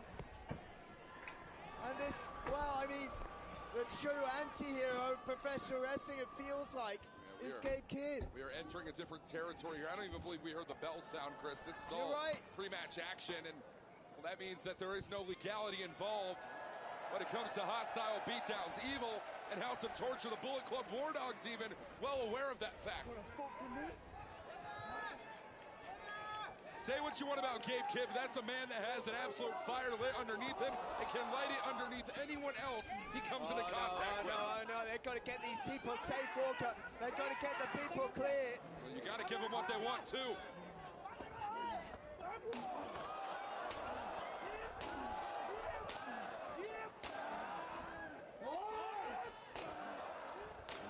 Remember.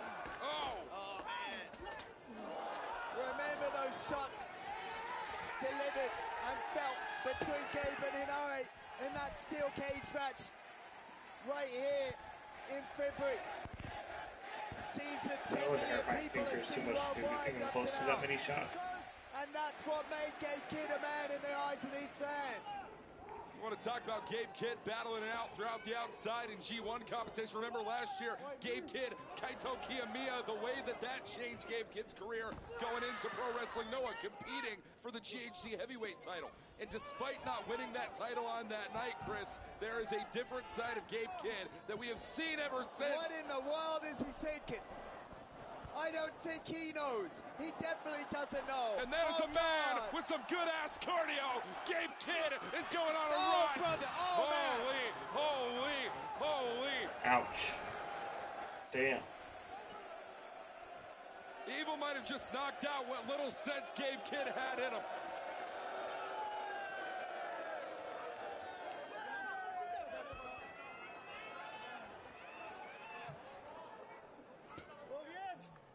Well, for so long, we've been asking where is the warrior, where is the fighter in Evil?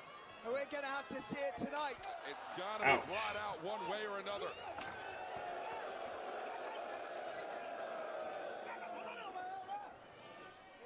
Jon Moxley may have brought out the aggressor in Evil back at Dominion. This very prefecture, Osaka Joe Hall, for the IWGP World Heavyweight title. That loss still weighs heavily on the mind of Evil, but you must trot forward, and one direction forward is a victory in G1.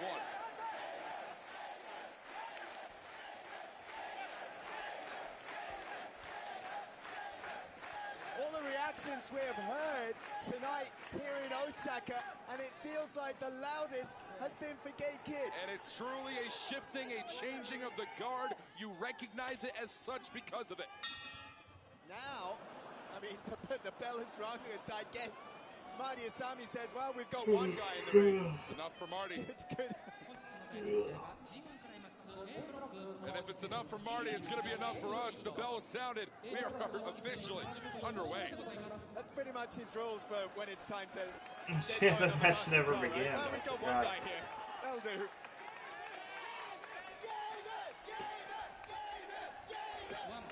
They don't both have to be in the ring for the match to start, huh? Well, an unfair advantage for Evil starting inside the ring, but that's nothing new for House of Torture's own.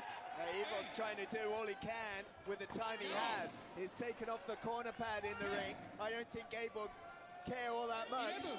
The New Japan Strong Openweight Champion has had his focus on a lot of different places, a lot of different varieties, from Ultimo Guerrero calling out Lio Rush for Capital Collision in August, and now to Evil in G1.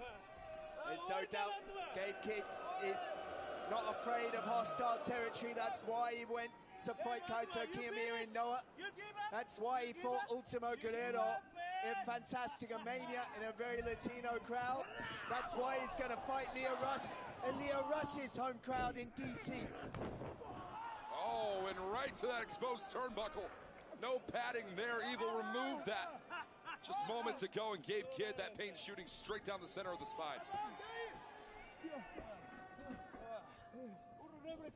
As Evil into the cover here, and it's two. One more attempt right here. Multiple pinning attempts won't win you a matchup, but it will definitely tire out your opponent, Chris. Yeah, certainly trying to use all of that energy and trying to take the heat of this crowd away. Certainly Osaka loves them, a straight talker and an honest fighter. And while Gabe Kidd is, he enjoys being an antagonist, there's a lot to respect in the eyes of these fans. We've seen levels of honesty and dishonesty out of Gabe Kidd in the past, but Gabe Kidd spoke real back at the press conference for G134, ran down the entirety of his block and even beyond. And if he could do the same thing in the ring as he did on the microphone, we are going to have a very successful Gabe Kidd, more so than we already do. Certainly Osaka appreciates honesty, and Evil has never been honest a day in his life.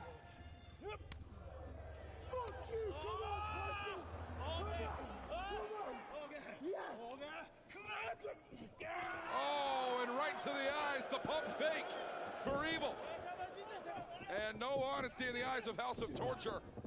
It is Gabe Kidd, hard-headed in nature, physically, mentally, and otherwise.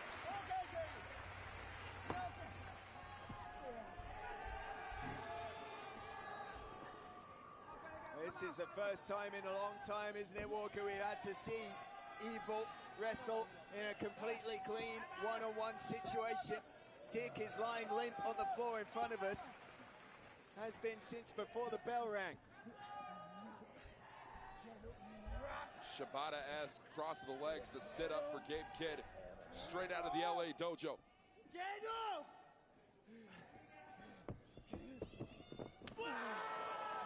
If there is any way that Yamato Tamashi, that fighting spirit, can be instilled in you outside of natural causes, it's through a New Japan dojo.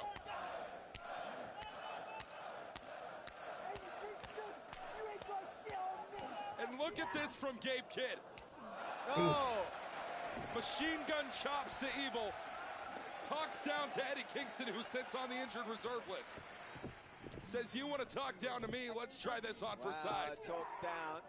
Beautiful. Oh, man. Oh, that's unbelievable. Hard impact from the champion. Keep in mind what could be on the line here. Evil manages to pick up a victory over Gabe Kidd, although slim as a chance it may look at this point, may earn himself an opportunity at Gabe Kidd's Strong Openweight Championship, even as soon or prior to Capital Collision in Chicago. Washington, D.C. Could well be August 30th. Tickets on sale right now. Gabe Kidd has other things on his mind.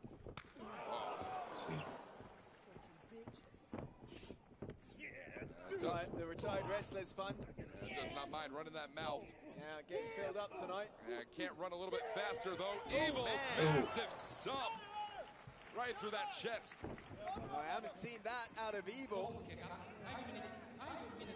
It is a madman we are talking about in the form of Gabe Kidd. 5 minutes officially on the clock. Yeah, we've been going about 12 if you're counting the pre-match shenanigans. And Gabe Kidd doesn't want a shenanigan. It is Evil. Oh, managed to take down that suplex to cover. And it's 2. And you know, what has frustrated fans of New Japan Pro Wrestling for so long is the fact that Evil is excellent in situations like this. And he is a phenomenal professional wrestler. And because of guys like Dick in his ear over the last few years,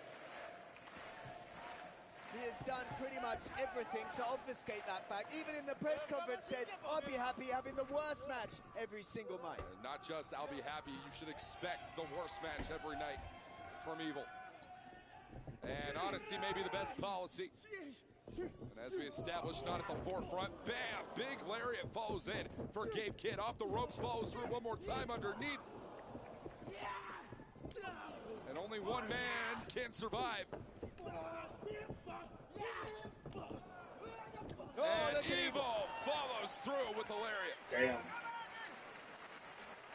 In his 9th ever G1 Climax entered on this day, Evil has the opportunity to set himself forward to his first victory. As Evil,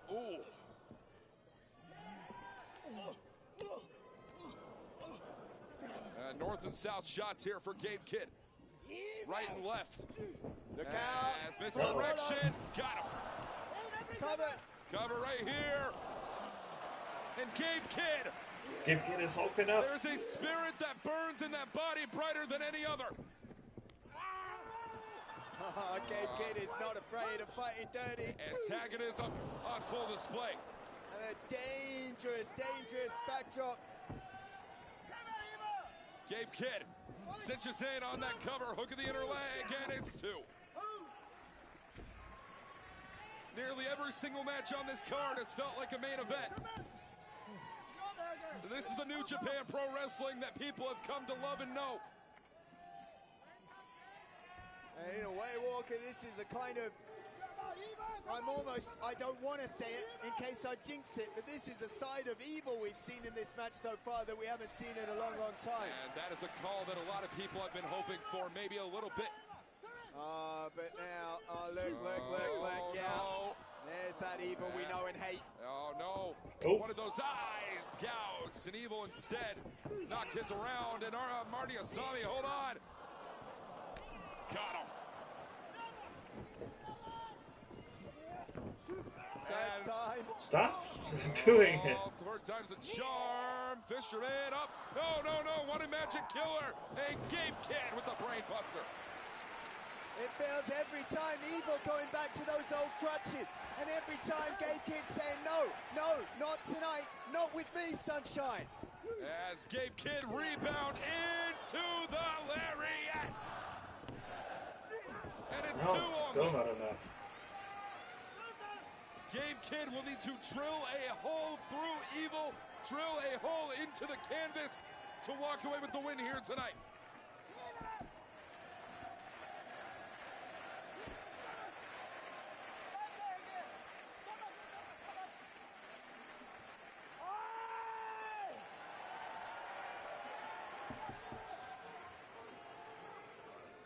Gang-style beatdowns, villainous intentions, this crowd has found themselves still on the side of Gabe Kidd. Any force other than House of Torture. Oh, no, wait, Dick up in front of us. Dick Togo. Oh, come on. Not for long. It might have just been all he needed. We've always said it would take a one-man army to be able to dismantle House of Torture. Wait. And Marty Asami. Oh, come on. For all of this, Gabe. For all of this, no. And the choke. Dick choking Kidd. And Dick Togo choking Gabe Kidd here. Center of the ring, Kidd. A one-man wrecking crew. But Evil feeling the wreckage. Testicular shot. Evil, magic killer. Gabe Gabe's temper. It was Gabe's temper. If he hadn't thrown Marty out of the ring, we wouldn't be in this position. Don't do this. And Marty Asami saw nothing of the sort. Folks, this match still rolls on.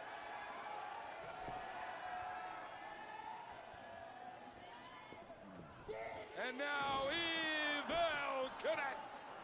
And it's Evil tonight in Osaka. 10分21秒、イーベル選手の勝利です。 How many times Walker has said Gabe Kidd's worst enemy is Gabe Kidd? And oh, he had Evil banked right. And if he'd just listened to the official, if he'd just taken a breath instead of throwing Marty Asami out of the ring, Dick wouldn't have taken advantage. Well, this isn't a game of ifs and buts. And the scoreline will say Evil 2 points, Gabe Kidd 0. But man, what a fight that was. Said it before, there is no success without struggle, and this may be the beginning of Gabe Kidd's biggest struggle in New Japan Pro Wrestling today. A massive victory here for Evil.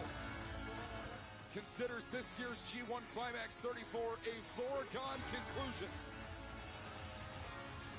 Man, I'm tired. A decision-making man right there in Evil. As coming up next for Gabe Kidd, going to have to recover very quickly because just 24 hours from now, July 21st, A Block continues as Gabe Kidd takes on Great Okan.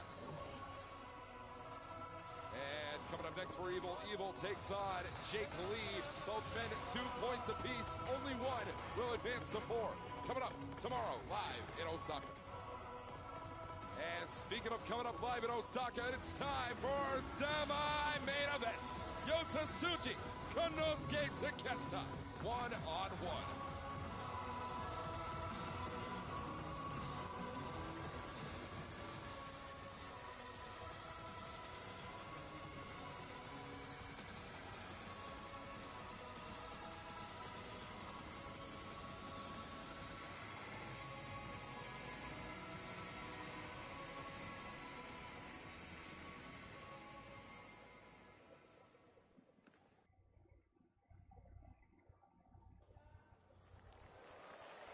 本日のセミファイナル G1 クライマックス B ブロック公式戦30分一本勝負を行います。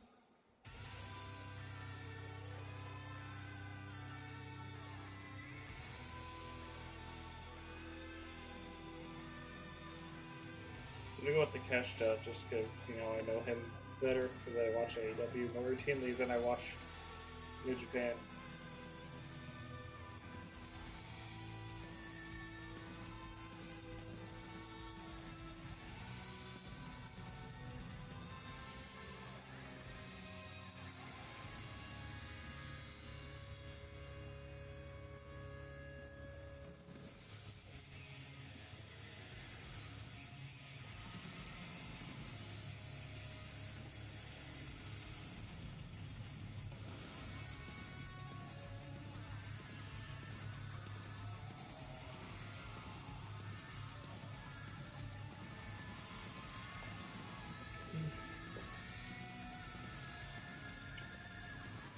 Career dream is realized here tonight for DDT and All Elite Wrestling Zone, Konosuke Takeshita, who has long stated a dream to compete for New Japan Pro Wrestling, to compete in the most prestigious tournament professional wrestling has to offer.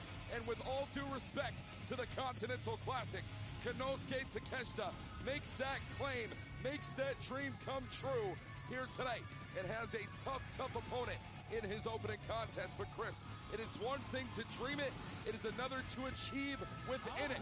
Konosuke Takeshita may be the man to beat tonight.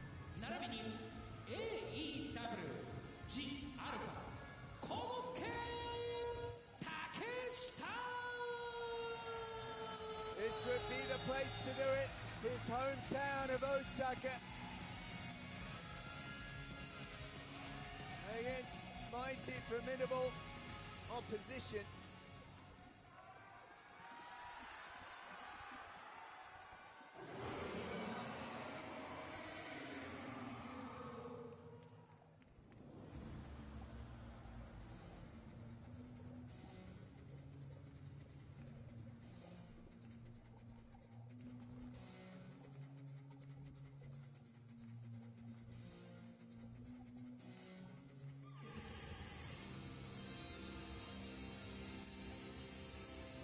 didn't know each other at the time. A few years ago, Konosuke Takeshita was a freshman in Yokohama Sports Science University, where Yoda Tsuji was in his senior year. And you couldn't think of two more divergent paths for these two men. Konosuke Takeshita, a fan since he was a kid, sent a resume to New Japan Pro Wrestling when he was 9 years old. Yoda Tsuji went through college, trained as a teacher, got a desk job, and then he saw images of Tetsuya Naito being ingovernable on TV and said, I want to be that guy. They might be absolute divergent paths, but both have superstar charisma.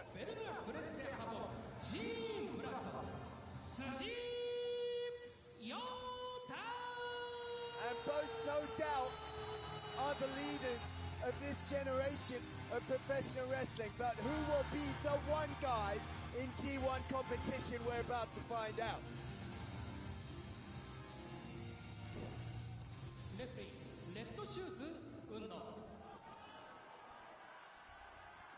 Yota Tsuji's definitely the man who proved himself to be not the strongest of the summer, but the strongest of the spring, winning this year's New Japan Cup in 2024.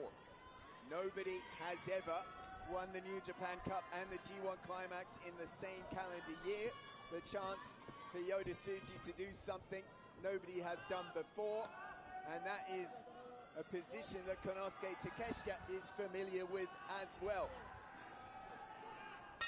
A history maker in his own right. Marched to the beat of his own drum, starting in DDT Pro Wrestling at the age of 17, and wrestled professionally all through college. No one has won New Japan Cup and G1 Climax back-to-back in the same year, but no one has clearly defined themselves as the standout of this, quote, new generation that everyone likes to talk about. Yota Tsuji may be the first to pick up a tournament victory, certainly, but it's all about that definitive action. A G1 victory could be that here tonight. Yeah, and I think people overlooked, you know, Konosuke Takeshita when we talk about that conversation, because he hasn't been competing in Japan. Sure. And quietly over in AEW, you know, I mean quietly from a Japanese perspective, Takeshita has been putting the scores on the board, and you saw it. You know, I was at ringside in the Budokan altogether when Takeshita come out just projecting on a different level to most of the other competitors on that card. And that includes New Japan competitors, I'll be honest. You're absolutely right about that. And the confidence that is very different for Konosuke Takeshita at this point in his career than it was when he first signed with All Elite Wrestling, first started competing full-time in the United States, compared to that in DDT. Well, I mean, both these men have an interesting tie to Hiroshi Tanahashi.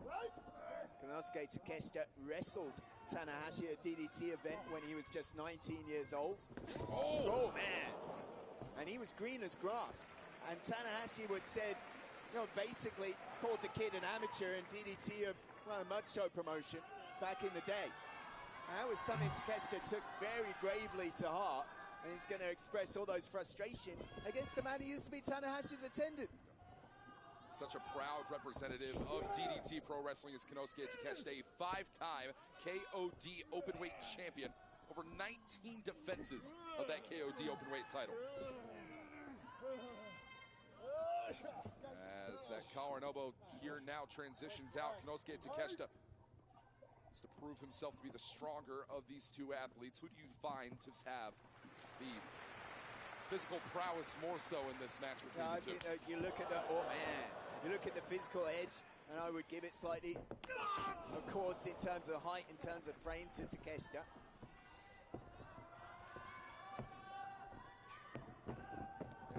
Ideology, donning yourself the alpha of professional wrestling. Takeshita shoulders down now too. And beautiful shot right in. Takeshita, when he was in college in Yokohama, started the Barbell Club, a bodybuilding club. All the time, Yota Tsuji was playing quarterback American football at the time. So again, a difference between gym shape and athlete shape. Ooh. Of course, Takeshita has developed those in-ring calluses very well. Yeah, covered just one. Yota Tsuji enters his second G1 Climax. Konosuke Takeshita, as mentioned previously, his very first. Tsuji put up 7 points on the board last year in G1 33. 1 draw, 3 victories. And that was something Yota Tsuji very honest about. That was a disappointment for Tsuji. And I think he's learned a lot over the last 365 days. Here we go. Has proven himself capable of winning tournaments before. But Konosuke Takeshita has done the same. And that's a Takeshita line. And even if not on the same playing field, Takeshita gonna take this one high look risk. out. Tope con hilo to the outside. Konosuke Takeshita operates on a different level. Take a look at it one more time. Incredible rotation there, nearly overshooting Tsuji on that shot.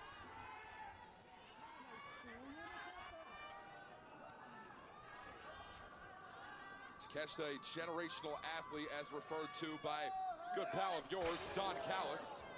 Well, yeah, that's the one asterisk that you can put in front of Konosuke Takeshita, being in the pocket of a grifter like Don Callis. Oh, watch out, right in front of us here at ringside. And that's one thing. Oh, no, Tsuji, wait. Tsuji! Oh, devastating shot on that top barricade. Good Lord have mercy. You know, one thing, I have been watching AEW television recently. I have been listening to Don Callis, and Don Callis has not referred to Konosuke Takeshita being in the G1 once. And I wonder whether that is that faith in his investment. I think Don Callis is going to be a lot more vocal if Takeshita beats Tsuji here tonight. Not just that, but goes on to walk away with a victory in G1 Climax overall. To be the first AEW contracted talent to win the tournament within his contract status. He'll be only the second ever outsider to win a G1. Up to the top, Yep, got him on the middle right here. Takeshita, huge senton. Also, I was wondering when you were going to get a red shoes refereed match. Yota Tsuji. Just go to speak to the level I don't of think talent we've seen him that today so far. AEW possesses on its roster, or that of even DDT. Takeshita made his. It goes to Walker Takeshita being a different, like you said, a different level of athlete. Right. And a guy that's been driven to do this for the last 20 years, even though he's, what, 28? Yep.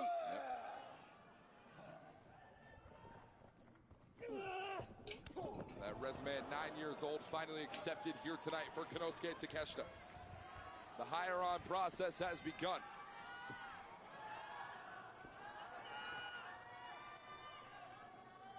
How sweet of a feeling it would be for Takeshita. Hold on a minute, boot up here for Tsuji. And one more time, caught that boot in. Takeshita brought him out. Seen it before. That is a hard crash down that Konosuke Takeshita has never felt the likes of before.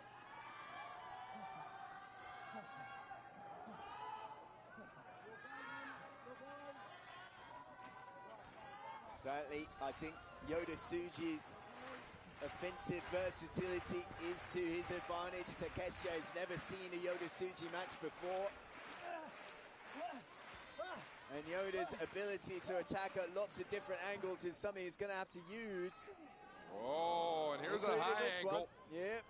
For Yota Tsuji to take up on. Don't take to the top rope too often. Here we go. As big to hit us off the top. Tsuji plants down Takeshita on the outside.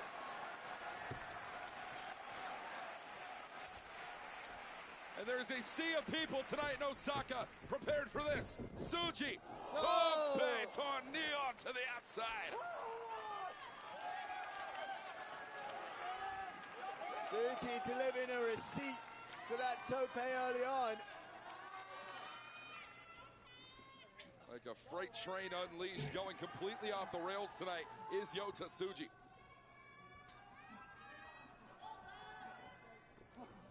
Stocky build between both of these competitors. Takeshita having a little bit more on that height edge. But Tsuji, incredible power, incredible versatility.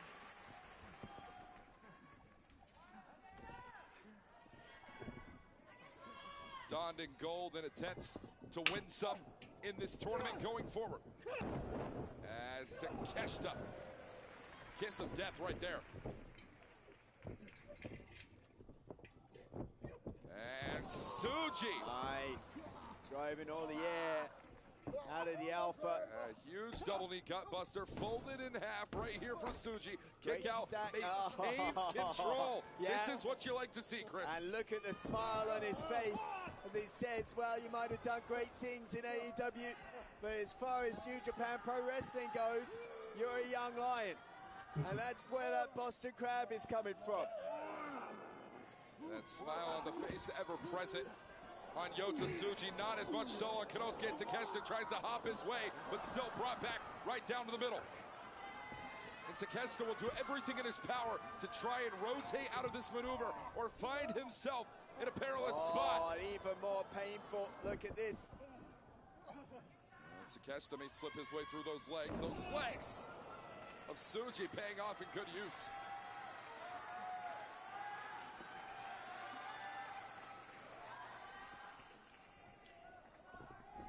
The one question a lot of people have with Yota Tsuji, so effective, so dangerous in matches up to about 20 minutes, but it's in that 20-30 window. Will he have the gas that Takeshita has? Yeah. Difficulty with front loading a lot of his offenses, Tsuji. I know, trying to front load and fight over this suplex the pendulum here. is swinging right now between these two men. And only one's going to be able to win out in the end here as Konosuke Takeshita, bigger strength, bigger impact. Massive brain buster. 10分経過10分経過10 minutes past.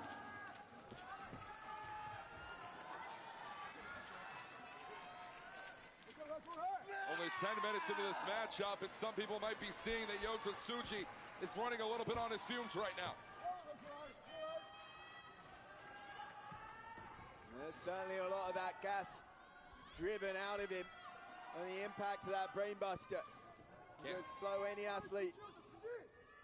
Cannot doubt that whatsoever. Semi-main event here tonight.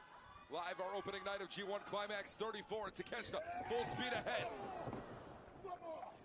And calls for it one more time. Yota Tsuji with the rebound. Tsuji splash.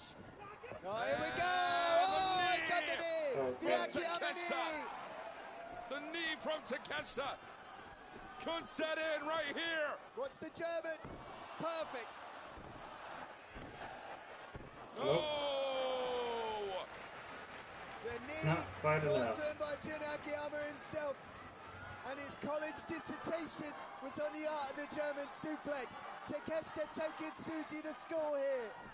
It's a Takeshita special right there.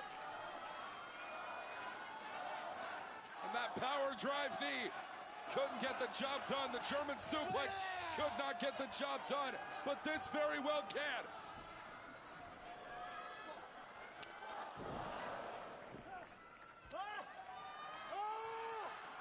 That Tsuji smile wiped off the face really quickly. Instead, a look of rage and determination. Determination. Prove that you are the better man. Prove that you are the future, not just of New Japan Pro Wrestling, but professional wrestling as a whole. Who's going to have the high ground here? Tsuji wobbling. Huge shots right to the spine and Tsuji. Tsuji, this is precarious. It's a long way. Takeshita fallen.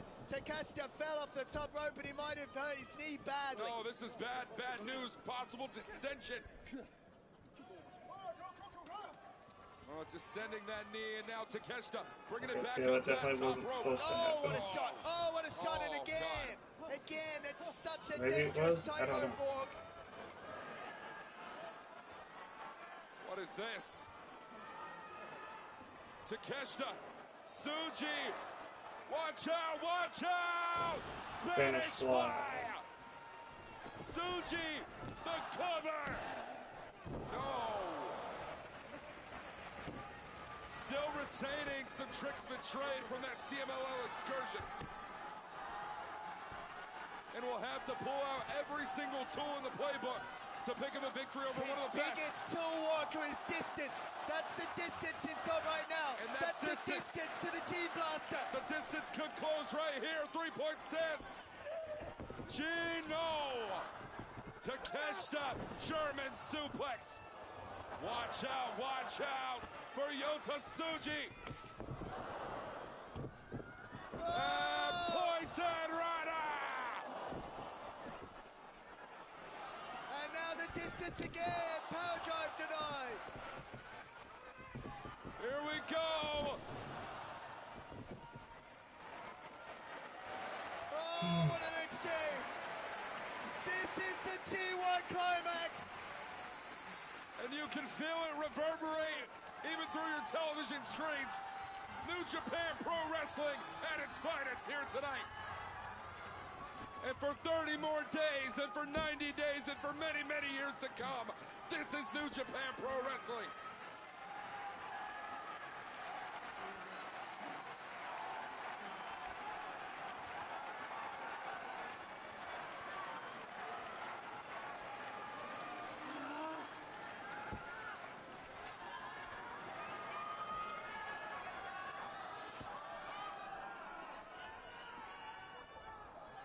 It's been a standstill for the moment, Chris, but that's only got to change with time.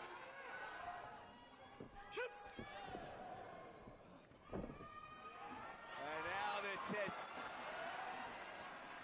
of how badly do you want it, and how hard can you hit me, and how hard can you get hit and keep going. Intestinal fortitude.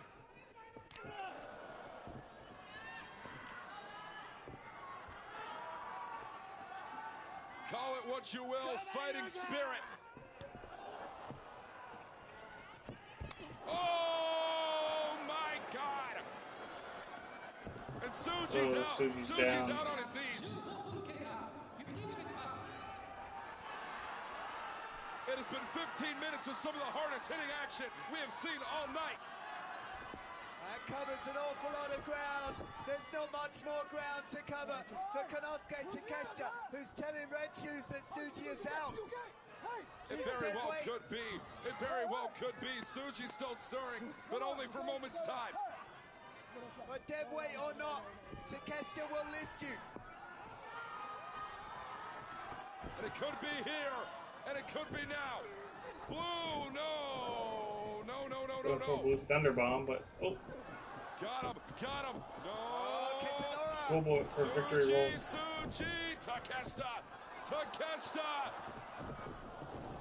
Someone's got to give the inch right here, right now. Got it. Tsuji creates the distance. Yeah, exactly. Oh my God, close the distance on a hard one.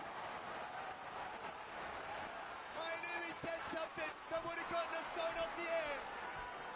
Tsuji, here we go, Low crash, Marlow crash. Tsuji has done it. Tsuji has beaten Takeshita. Nope. No.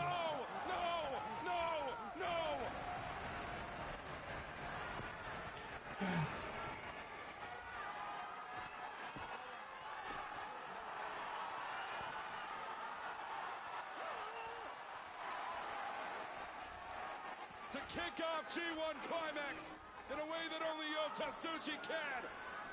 It comes tonight, It got him. Power drive knee. Sets it up. Blue Thunder Bomb.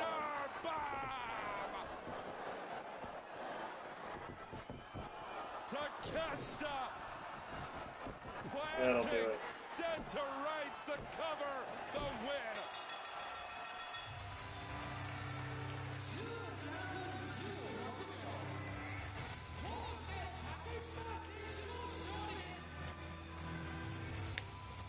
The raging fire burns down the monastery that Yota Tsuji attempted to build tonight.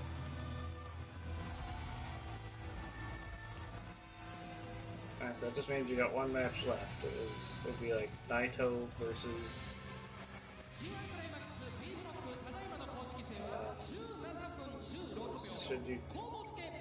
Shingo Takagi? I don't know. trying to do process of elimination in my head on who I think is in the tournament.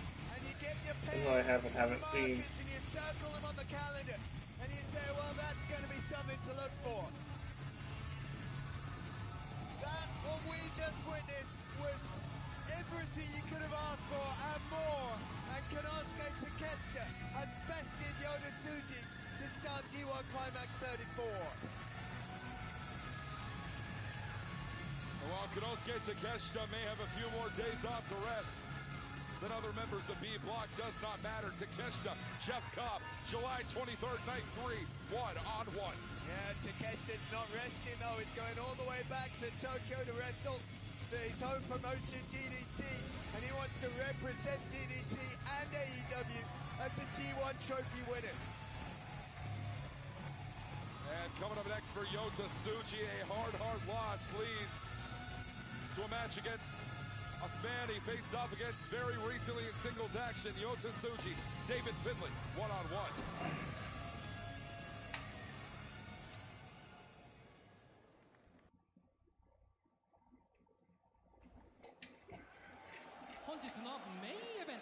G1 クライマックス A ブロック公式戦30分一本勝負を行います。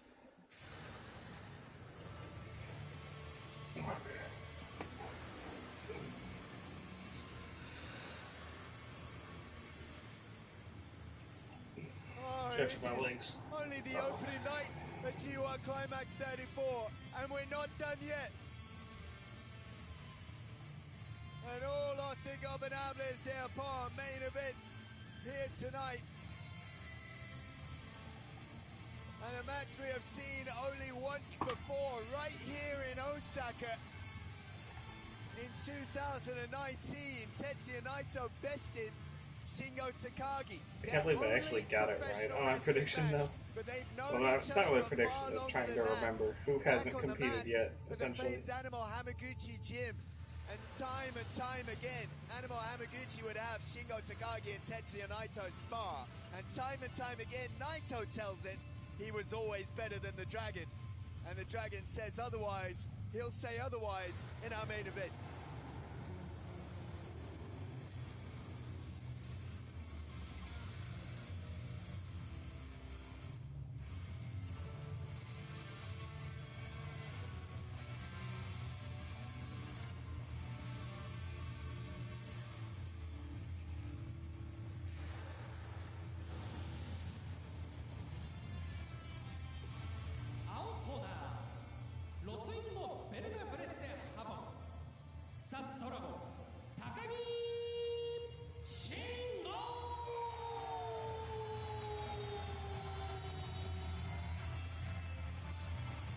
Pound for pound, one of the best athletes on the New Japan Pro Wrestling roster today. I have no qualms of saying it myself.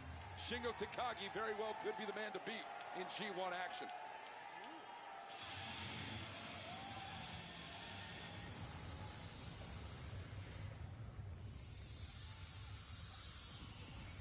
Alright, we got the last year's winner coming out now.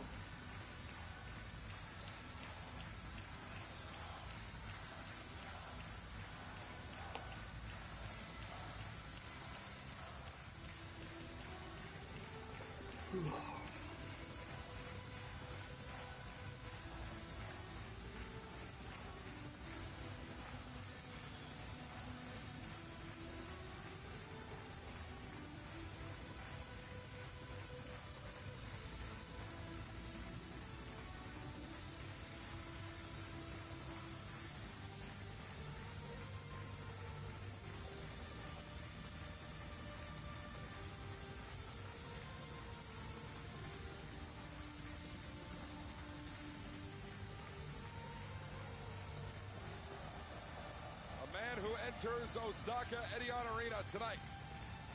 Now two-time IWGP World Heavyweight Champion. It was Osaka the last time that Naito was in this prefecture, where Naito laid down the challenge to one Jon Moxley for AEW NJPW's own Forbidden Door 2024 in Long Island, New York. Naito would head to Long Island walk in, many considering him to be the underdog, and walk out the new IWGP World Heavyweight Champion, solidifying a spot in G1 Climax this year prior to, and tonight, Naito has an opportunity to do something he has proven he has done before. Naito can walk in as IWGP World Heavyweight Champion, walk out still, and with another victory over his own partner, his own friend, his own former dojo mate, dojo rival, in Shingo Takagi. It does not get bigger than this on the opening night of G1 Climax. It is time for your main event.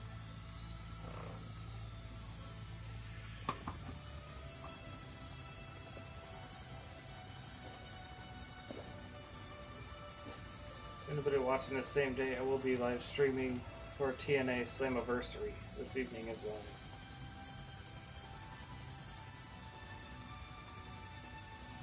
赤コーナーロスインのベルナブレステハボ IWGP 世界ヘビー級チャンピオン並びに G1 クライマックス前年度優勝者180センチ102キロ内藤哲也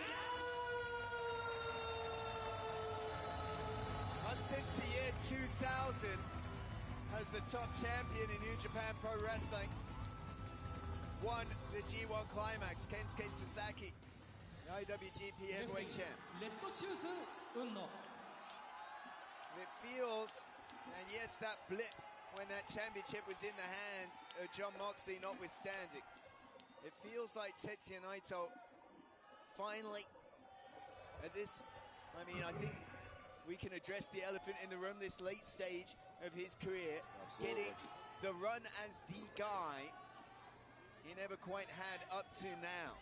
Checking an awful lot of boxes, Walker. I was there when Tetsuya Naito finally got to wrestle in his hometown for the first time ever. That time, Naito and Shingo teammates, and they went to a 30-minute full-time draw, LIJ and LIJ. It would be a hell of a box to check for Tetsuya Naito to make history and be the strongest of the summer. Defending G1 Climax winner from last year. G1 Climax 33 already done and dusted in the books, and it led to Naito's first reign as IWGP World Heavyweight Champion. And as we talk about the signs of aging, we talk about the signs of slowing down. There is no slowing down for Tetsuya Naito, not at this point in his career, not now. But there is, I mean, Shingo Takagi doesn't know the meaning of the word slow down. And Shingo Takagi slightly, by a few months, Tetsuya Naito's senior, the oldest member of the A block, as Shingo's saying. I don't care if you're 40, I don't care if you're 20. Should be. Naito definitely looks The a little best bit of the better. best, the strongest of the strongest. And Shingo has always felt that he is stronger than Tetsuya Naito. And you take a look over at Hiromu Takahashi, who serves on the Japanese broadcast booth, and he smile straight across that face. But Shingo Takagi backed away, loving the showmanship. Is that a smile because he's enjoying it, or is it a smile of jealousy because he wants to be opposite Tetsuya Naito?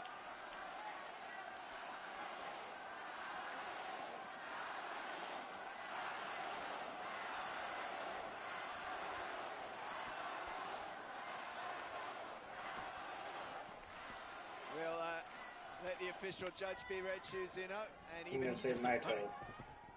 There's a special connection, no doubt about it, that Tetsuya Naito, the IWGP World Heavyweight Champion, has with the prefecture of Osaka.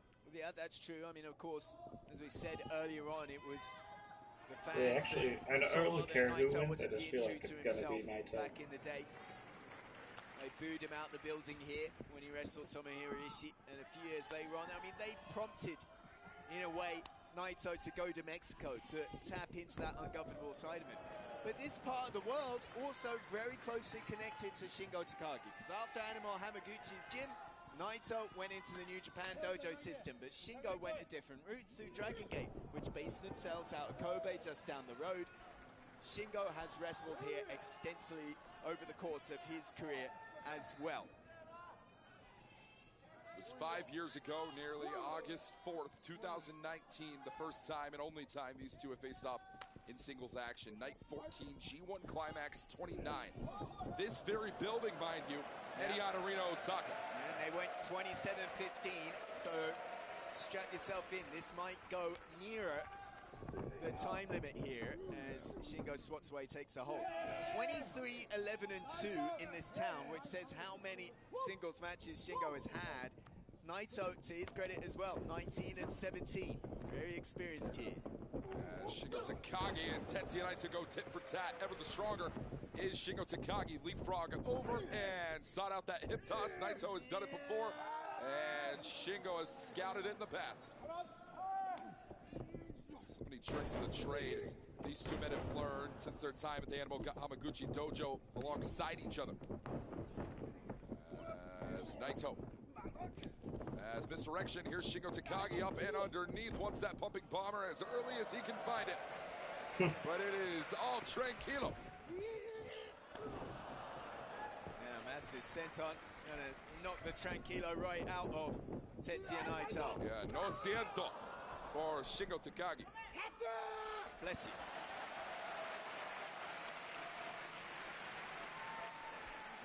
Tetsuya Naito, a three-time winner, including last year's G1 Climax out of 14 appearances. Shingo Takagi, 5th appearance in this tournament, or 6th appearance rather, and well, having never won a G1 Climax in his history. Yeah, and not great in his opening match either. 1-4 in his career is Shingo Takagi. Mind you, you could say the same of Tetsuya Naito. He's only won 4 of his opening matches. It's a bad night for barricades here in New Japan Pro Wrestling. Still somehow this monitors. Barry is in bad shape. It won't die. As Naito once Oh, again. man. Yeah, hung up there. No love lost.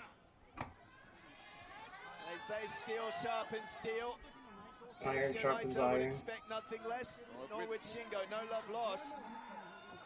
We know one thing about Tetsuya Naito, is that he does not want Shingo Takagi going lightly at him whatsoever. You remember, it was LIJ, you were on the call. Main event Sakura Genesis this year when Naito took on Yota Tsuji. Said if Tsuji takes it lightly to me, maybe he shouldn't be Los Ingobernable whatsoever. Yeah, you're right there. As Shingo snap suplex right on the outside. That's a thin padding on the outside, folks. Not going to provide any solace outside of that ring. No, and we often tell you that is to protect the floor from the wrestlers and not the other way around. It is the barest illusion of protection. There you get a good look at our Japanese broadcast booth featuring the ticking time bomb himself, Hiromu Takahashi. Wishes that he could be in this position competing against Tetsuya Naito. Hoping Shingo Takagi makes the most of this experience. And by making the most, it's all about victory. It's all about setting your flag in the sand and saying, hey, this year's G1 is mine definitively from the opening night. Well, look, I mean, as well, if you win the G1, then you get a hot ticket to the main event of Wrestle Kingdom, January 4th and 5th. Oh, man. And a dangerous Takagi combination. Already in the pre-sale. Tickets flying out the building for Wrestle Kingdom and Wrestle Dynasty. As big back suplex there from Shingo Takagi flattens out the IWGP World Heavyweight Champion. But Shingo Takagi could grant himself an IWGP World Heavyweight Championship match before then, making the symbol of the belt around his waist. Could be Capital Collision in August. Very well could be King of Pro Wrestling in October. Could be his home stomping grounds at Kobe, where we'll be at the end of September.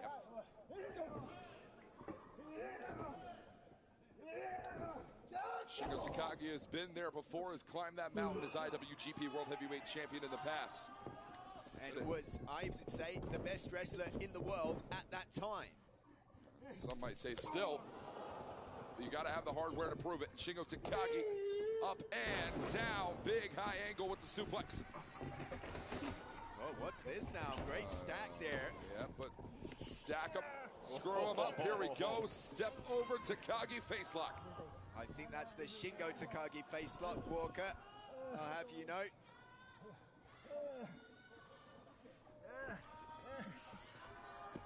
as Shingo now taking control of that right arm. Wherever the right arm goes, the rest of the body is going to follow, but Naito's not going anywhere in that grasp, Chris.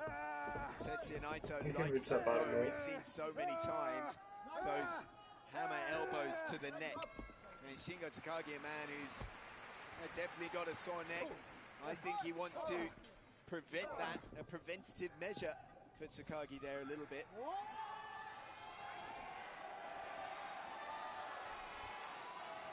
Seeing a little bit more of an aggressive side out of Shingo Takagi as of recent. Dating back to that Owen Hart Cup matchup against Bryan Danielson back at Forbidden Door. So I think Shingo knows he's coming into this match. Hasn't won a singles match in a little while. Drew with Hinare at Dominion, lost to Hinare the next week, lost the Never Openweight Championship, and then lost to Bryan Danielson. More gold is lost, further gold can't follow. Hey.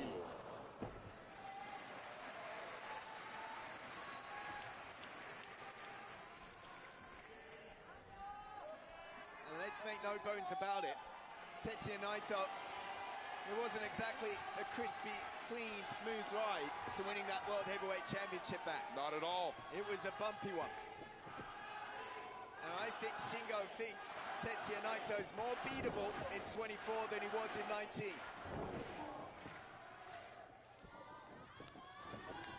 As off the ropes, here we go. He thrown right into that midsection, off the ropes here for Shingo. So explosive is the Rampage Dragon. No, And the back of the neck exploding onto the knee of Tetsuya Naito. Yep. Now there's that wry smile on the face of Tetsuya Naito. He knows exactly what he did. Yeah, those are the moments where you realize Naito knows he's in his element.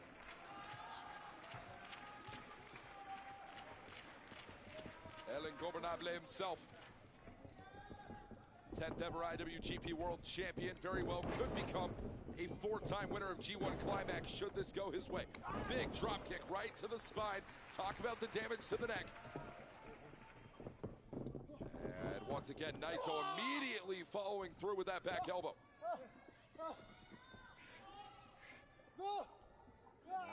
And Naito enjoying the anticipation and now the drop.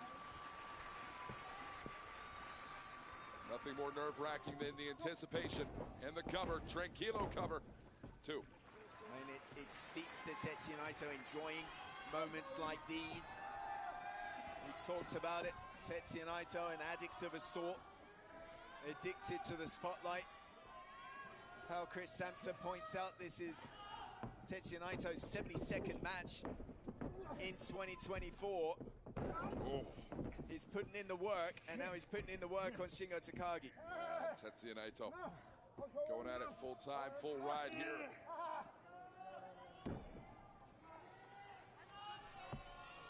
Shingo Takagi grounded down, nowhere for Naito to be able to take this other than a potential submission victory. Should we see here?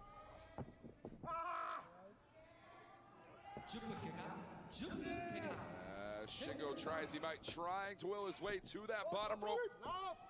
And got it. You're like, hey, let's go. You're looking as well at the two winningest singles wrestlers in New Japan. Oh, man. Naito not willing to break this whatsoever. That's a foot on the bottom rope still for Shingo Takagi. Well, there's a little bit of trolling there as well. That is Naito having a little bit of fun. I'll tell you this, at Shingo's expense. Any other official in the game, that would have been a 5 count, and this match would have been done. Red Shoes has refereed a lot of Tetsuya Naito matches. Also he knows.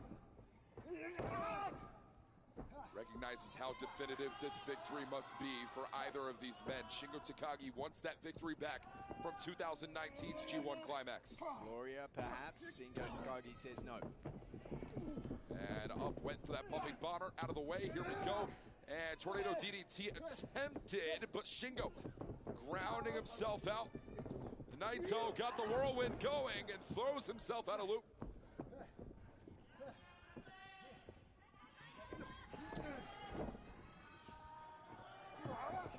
And Naito, one more time, boots up. There's that back elbow from Shingo. It's a dangerous Takagi. Got him in. DDT, dangerous driver Takagi. Shingo and Naito, the two winningest singles wrestlers over the last 365 days. Up to tonight, they were tied with Zack Sabre Jr., who's won his 15th singles match earlier on this evening. Who's going to join them? And now Shingo, well, he has the shoe on the other foot, or the elbow on the other neck, Walker. As off the rope, sliding into the bomber. Seek it out one more time, Shingo Takagi. You know it, you got it, you love it. Power bomb. Soul power bomb. Full force. Cover into the two.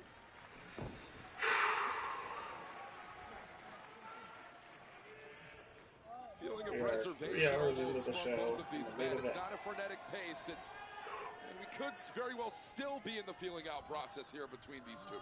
Yeah, I mean, sometimes you see that pace established. It was fast in the opening moments, but just like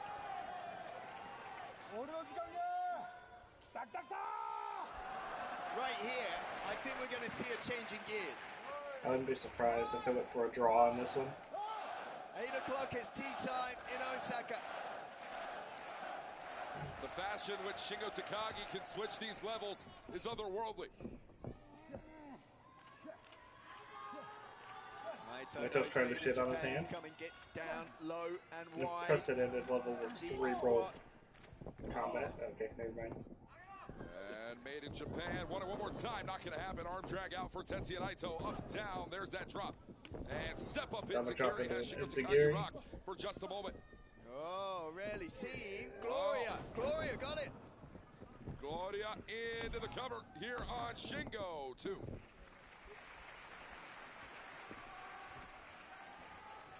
And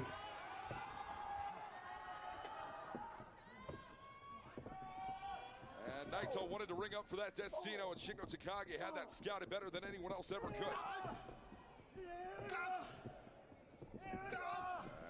As Naito continues to wear down, you talked about it earlier on, Chris, that damaged neck of Shingo Takagi.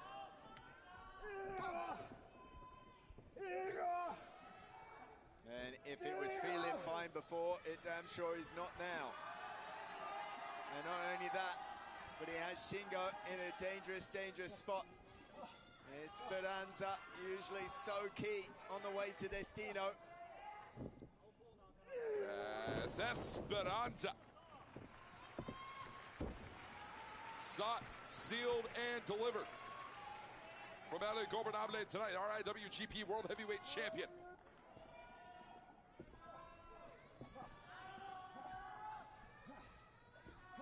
Chris, is a victory here tonight for Shingo Takagi. Potentially change the guard of Los Ingobernables de Japón.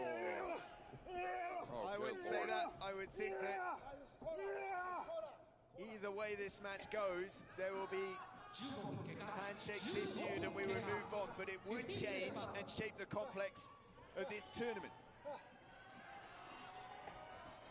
And that is what's on the line this tournament. G1 Climax 34, Naito. It's a slippery slope. Yeah, his mind wants him to do something his body won't allow him to. And that's put him in a lot of danger, Walker. A lot of danger, a lot of danger, a lot of danger. Look at this. Dream. Stay Dream into the cover here. And I thought that would be it. That was a big spot. I just thought there'd be a chance. Right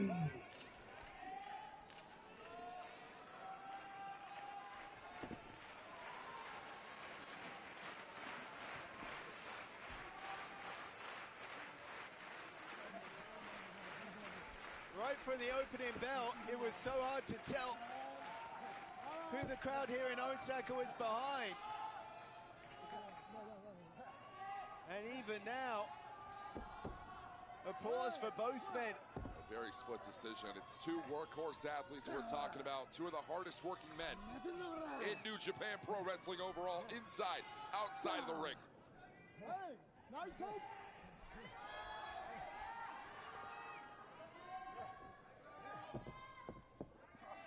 Shingo, that pain in the throat, the neck.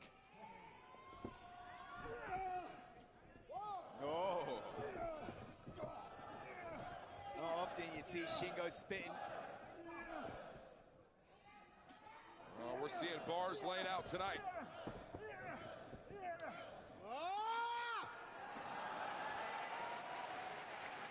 And that's a wake-up call if I've ever seen it. Ooh. Now, well, if Shingo wakes up, Tetsuya Naito might be going to sleep. Oh! Wow. How about that for Ingobernable? Sliding bomber, and it's only one. Only one. And it'll take two more than that to three. A big bomber.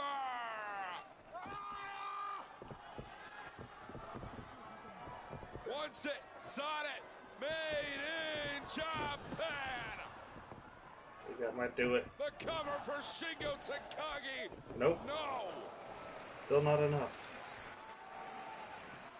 So close to defeating Naito was my prediction, so I guess I'm kind of happy. To defeating El Ingobernable, but Shingo has much further to go. Well, close on accounts in horseshoes and hand grenades, and Shingo Takagi has more bombs to throw just yet.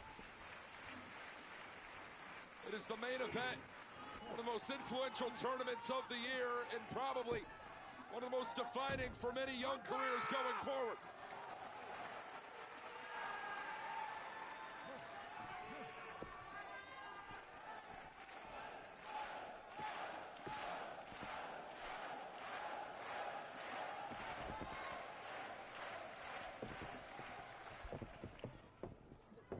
He's going for it, Walker. Yep, wants it one more time, made in Japan. I think he was thinking last of the dragon. He is thinking last of the dragon. Naito clubbing away. Oh.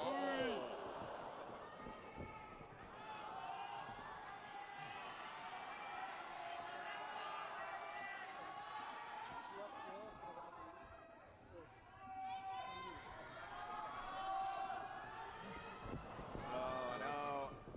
Very little gas left in the tank for Tetsuya Naito. Here we go. Here we go. Oh! There he went. Always. In his back pocket, that Destino counter. I'm at a loss for words. Nearly a hard impact on that neck of Shingo Takagi. But Naito does not have the gas or what it takes to head for the cover. I think, give him more credit. I think Naito threw that weak elbow on purpose, Walker. He baited Shingo into that lift for Last of the Dragon to hit him with that Destino counter. And Naito busted open from the mouth here, and we are at a very devastating point in this match for both of these men. Something to prove. Shingo Takagi must redeem himself from the 29th G1 Climax in the 34th opening night.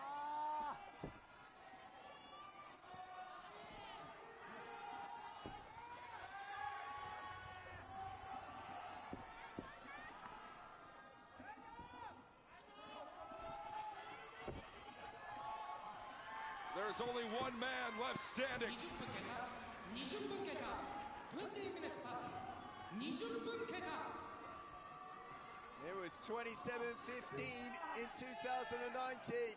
I don't think it's going to go that long, Walker. We just had the 20-minute call. Yeah, we have less than 10 minutes left on the clock. We could be looking at a potential draw situation if it gets anywhere close to that 27:15. I don't think it's going to happen. It very well could. How rubber-legged Tetsuya Naito is, but still in the plus position. And if he gets this Frankenstein on the second try... Naito from the top. Will we see Naito plants down Shingo Takagi? Got him. Shingo up! And it's not gonna happen. Here we go. Tornado DDT from the champion. From G133 to G134. This is the opportunity Naito needed to close the distance, to change the narrative. Tetsuya Naito, no! No. Tries to recover. They seem to be confused on what to do. Not right now. Drag it up, got him in, plants it down. Valencia, as much as he can summon. And now this time it's going to ring up the arm, I think. It's got to be it right here, right now. Destiny! No. Not enough power, not enough velocity to make that rotation, Chris. Bam. And instead trying to chip damage Shingo down to his weak enough. Hard compo kid. Oh, watch out here. Breaks on again. Back slide brought up. Here we go. Oh, Double in. No. Oh, my God. TD 98. TD 98. No. That Takagi driver has ended careers in years past. No fear, no hesitancy from a man like Shingo Takagi and that Takagi driver 98. Does not care that he hit it against his Pareja, his ally, his brother in LIJ. It's the level of respect that Shingo Takagi has for the IWGP World Heavyweight Champion, for El Ingobernable Tetsuya Naito. And the desire to show once and for all that, yes, I am better than you. Shingo, that's it. It's coming. There you It's go. done. This is It's it. dusted. That's it. Made in Made in Japan. Last of the dragon, got it. He got it. He got him. He got him. 23分14秒高木慎吾選手の勝利です。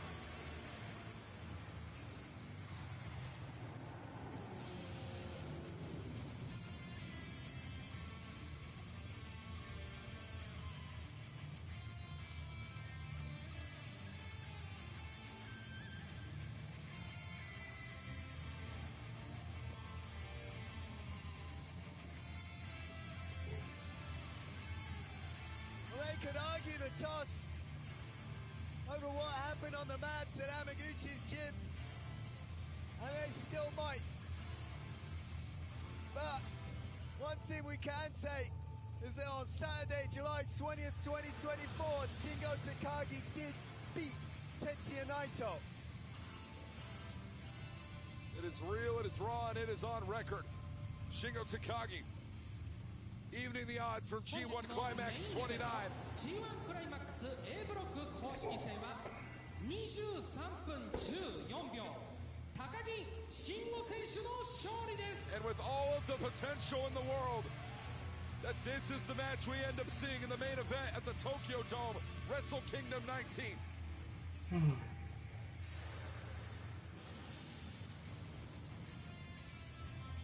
And by God, if it's LIJ v. LIJ on that night, no matter the circumstances,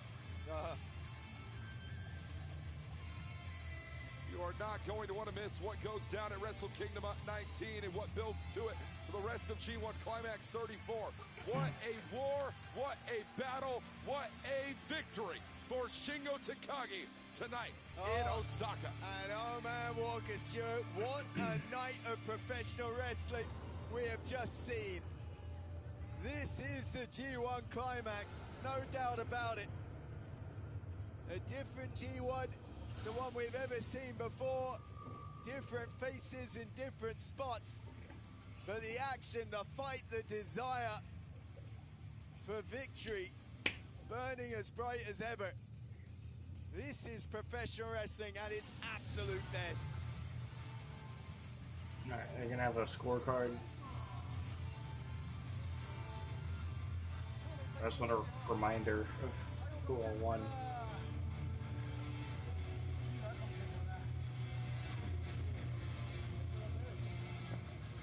And I think Shingo just there from what I could overhear. Next time, will there be one? It might be sooner than you think. Did he forget his Shingo belt? Takagi has definitely earned himself the right to face off against Tetsuya Naito one more time, but could solidify it with gold on the line should Naito still reign as World Heavyweight Champion by that point. Got his belt back For there. Naito, there's still much more G1 Climax to go, just as anyone else takes on Zack Sabre Jr. coming up live tomorrow in Osaka. Zack Sabre Naito's beaten up tonight. Naito, ちょっと待てよ Naito. Hold on a second. おい、村島、忘れ物だよ。He's forgotten his hat. 5年ぶりのシングル。The first singles match in 5 前 years. 回はお前が勝ったが、今日は You won last time. This time it was me on top. 俺はもしかしたら今日が高木対内藤最後のシングル。 Maybe this was Takagi and Naito's last singles match. That's the attitude I had when I was coming into this one. だから俺が今日勝って一勝いっぱいだから。 But since I beat you, and since we're now 1-1, 近いか遠いか知らないが、10年後か20年後か知らないが。 maybe it'll be soon. Maybe it'll be 10 years from now. Maybe it'll be 20 years from now. 迎え撃ってるからな。 But we have to have a rubber match. ナイト、今日はありがとうよ。And thank you to Tetsuya Naito.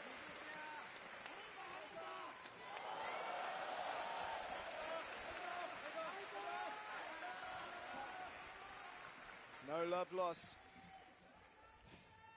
大阪、大阪、そんなもんじゃねえだろ大阪。 Osaka's got more in him. ついに来たな。ついに来た。 Finally. 激烈の夏が来た来た来た。 A violent summer has arrived. おい最近よ。なんだかニュースで世代交代世代交代ってうるせえなバカ野 A 郎。 lot of people are talking about a change of the guard. 開幕戦の面見て A みろ。 lot of people yapping. 二人とも40代のおっさんだぞほら。 And then you see who in the main event on night one was. A だか couple ら of 俺 old は parts そ in んな their すごいおっさん 40s. とは違うぞ。日本一いや世界一元気発達をしたん But だ。 this old fart is a little bit different to your dad. He's 20 the 代だろうが hardest hitting 40-year-old in the 30代 business. だろうがこの41歳初王子が力でねじ伏せてやるよ。 And with the power that this 41-year-old has, he'll snap all in それ front か of him. らあんまり SNS 見ないからわかんないけどよ。 Now, I don't 今 watch 年の social G1 media の very much. 優勝予想って一体誰なんだおい。みんなどう思うよ。 So 誰だよ。 let me know. 誰。 What's the feel? Who's going to win the G1?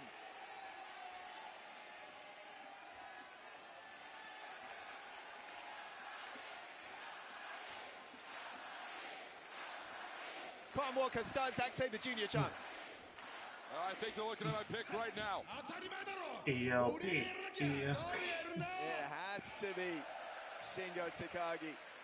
ということで最後までこの G1 クライマックスてっぺん目指してランピースロン And I will keep on aiming at the top, and the Rampage Dragon will do just that this summer.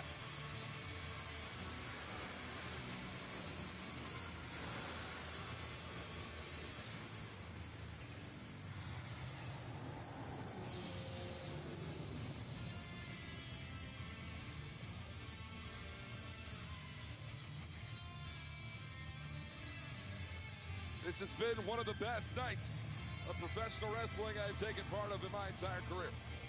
Top to bottom, the entirety of a card. Delivering the way that this one only can. There's a reason that we call this the best professional wrestling on the planet. It is New Japan Pro Wrestling at its finest, at its fullest, and at its rawest form. And G1 Climax 34 will continue and will prove to be as such throughout its duration. We are on the road to the finals. With Chris Charlton, we are just getting started. Oh man, we've got less than 24 hours before Shota Umino takes on Shingo Takagi. And before we got 9 more matches, but just this same great action. 23分14秒高木慎吾選手の勝利です。 And the next time that you will join us, we'll be in this exact building at these exact tables, these exact 2002 monitors.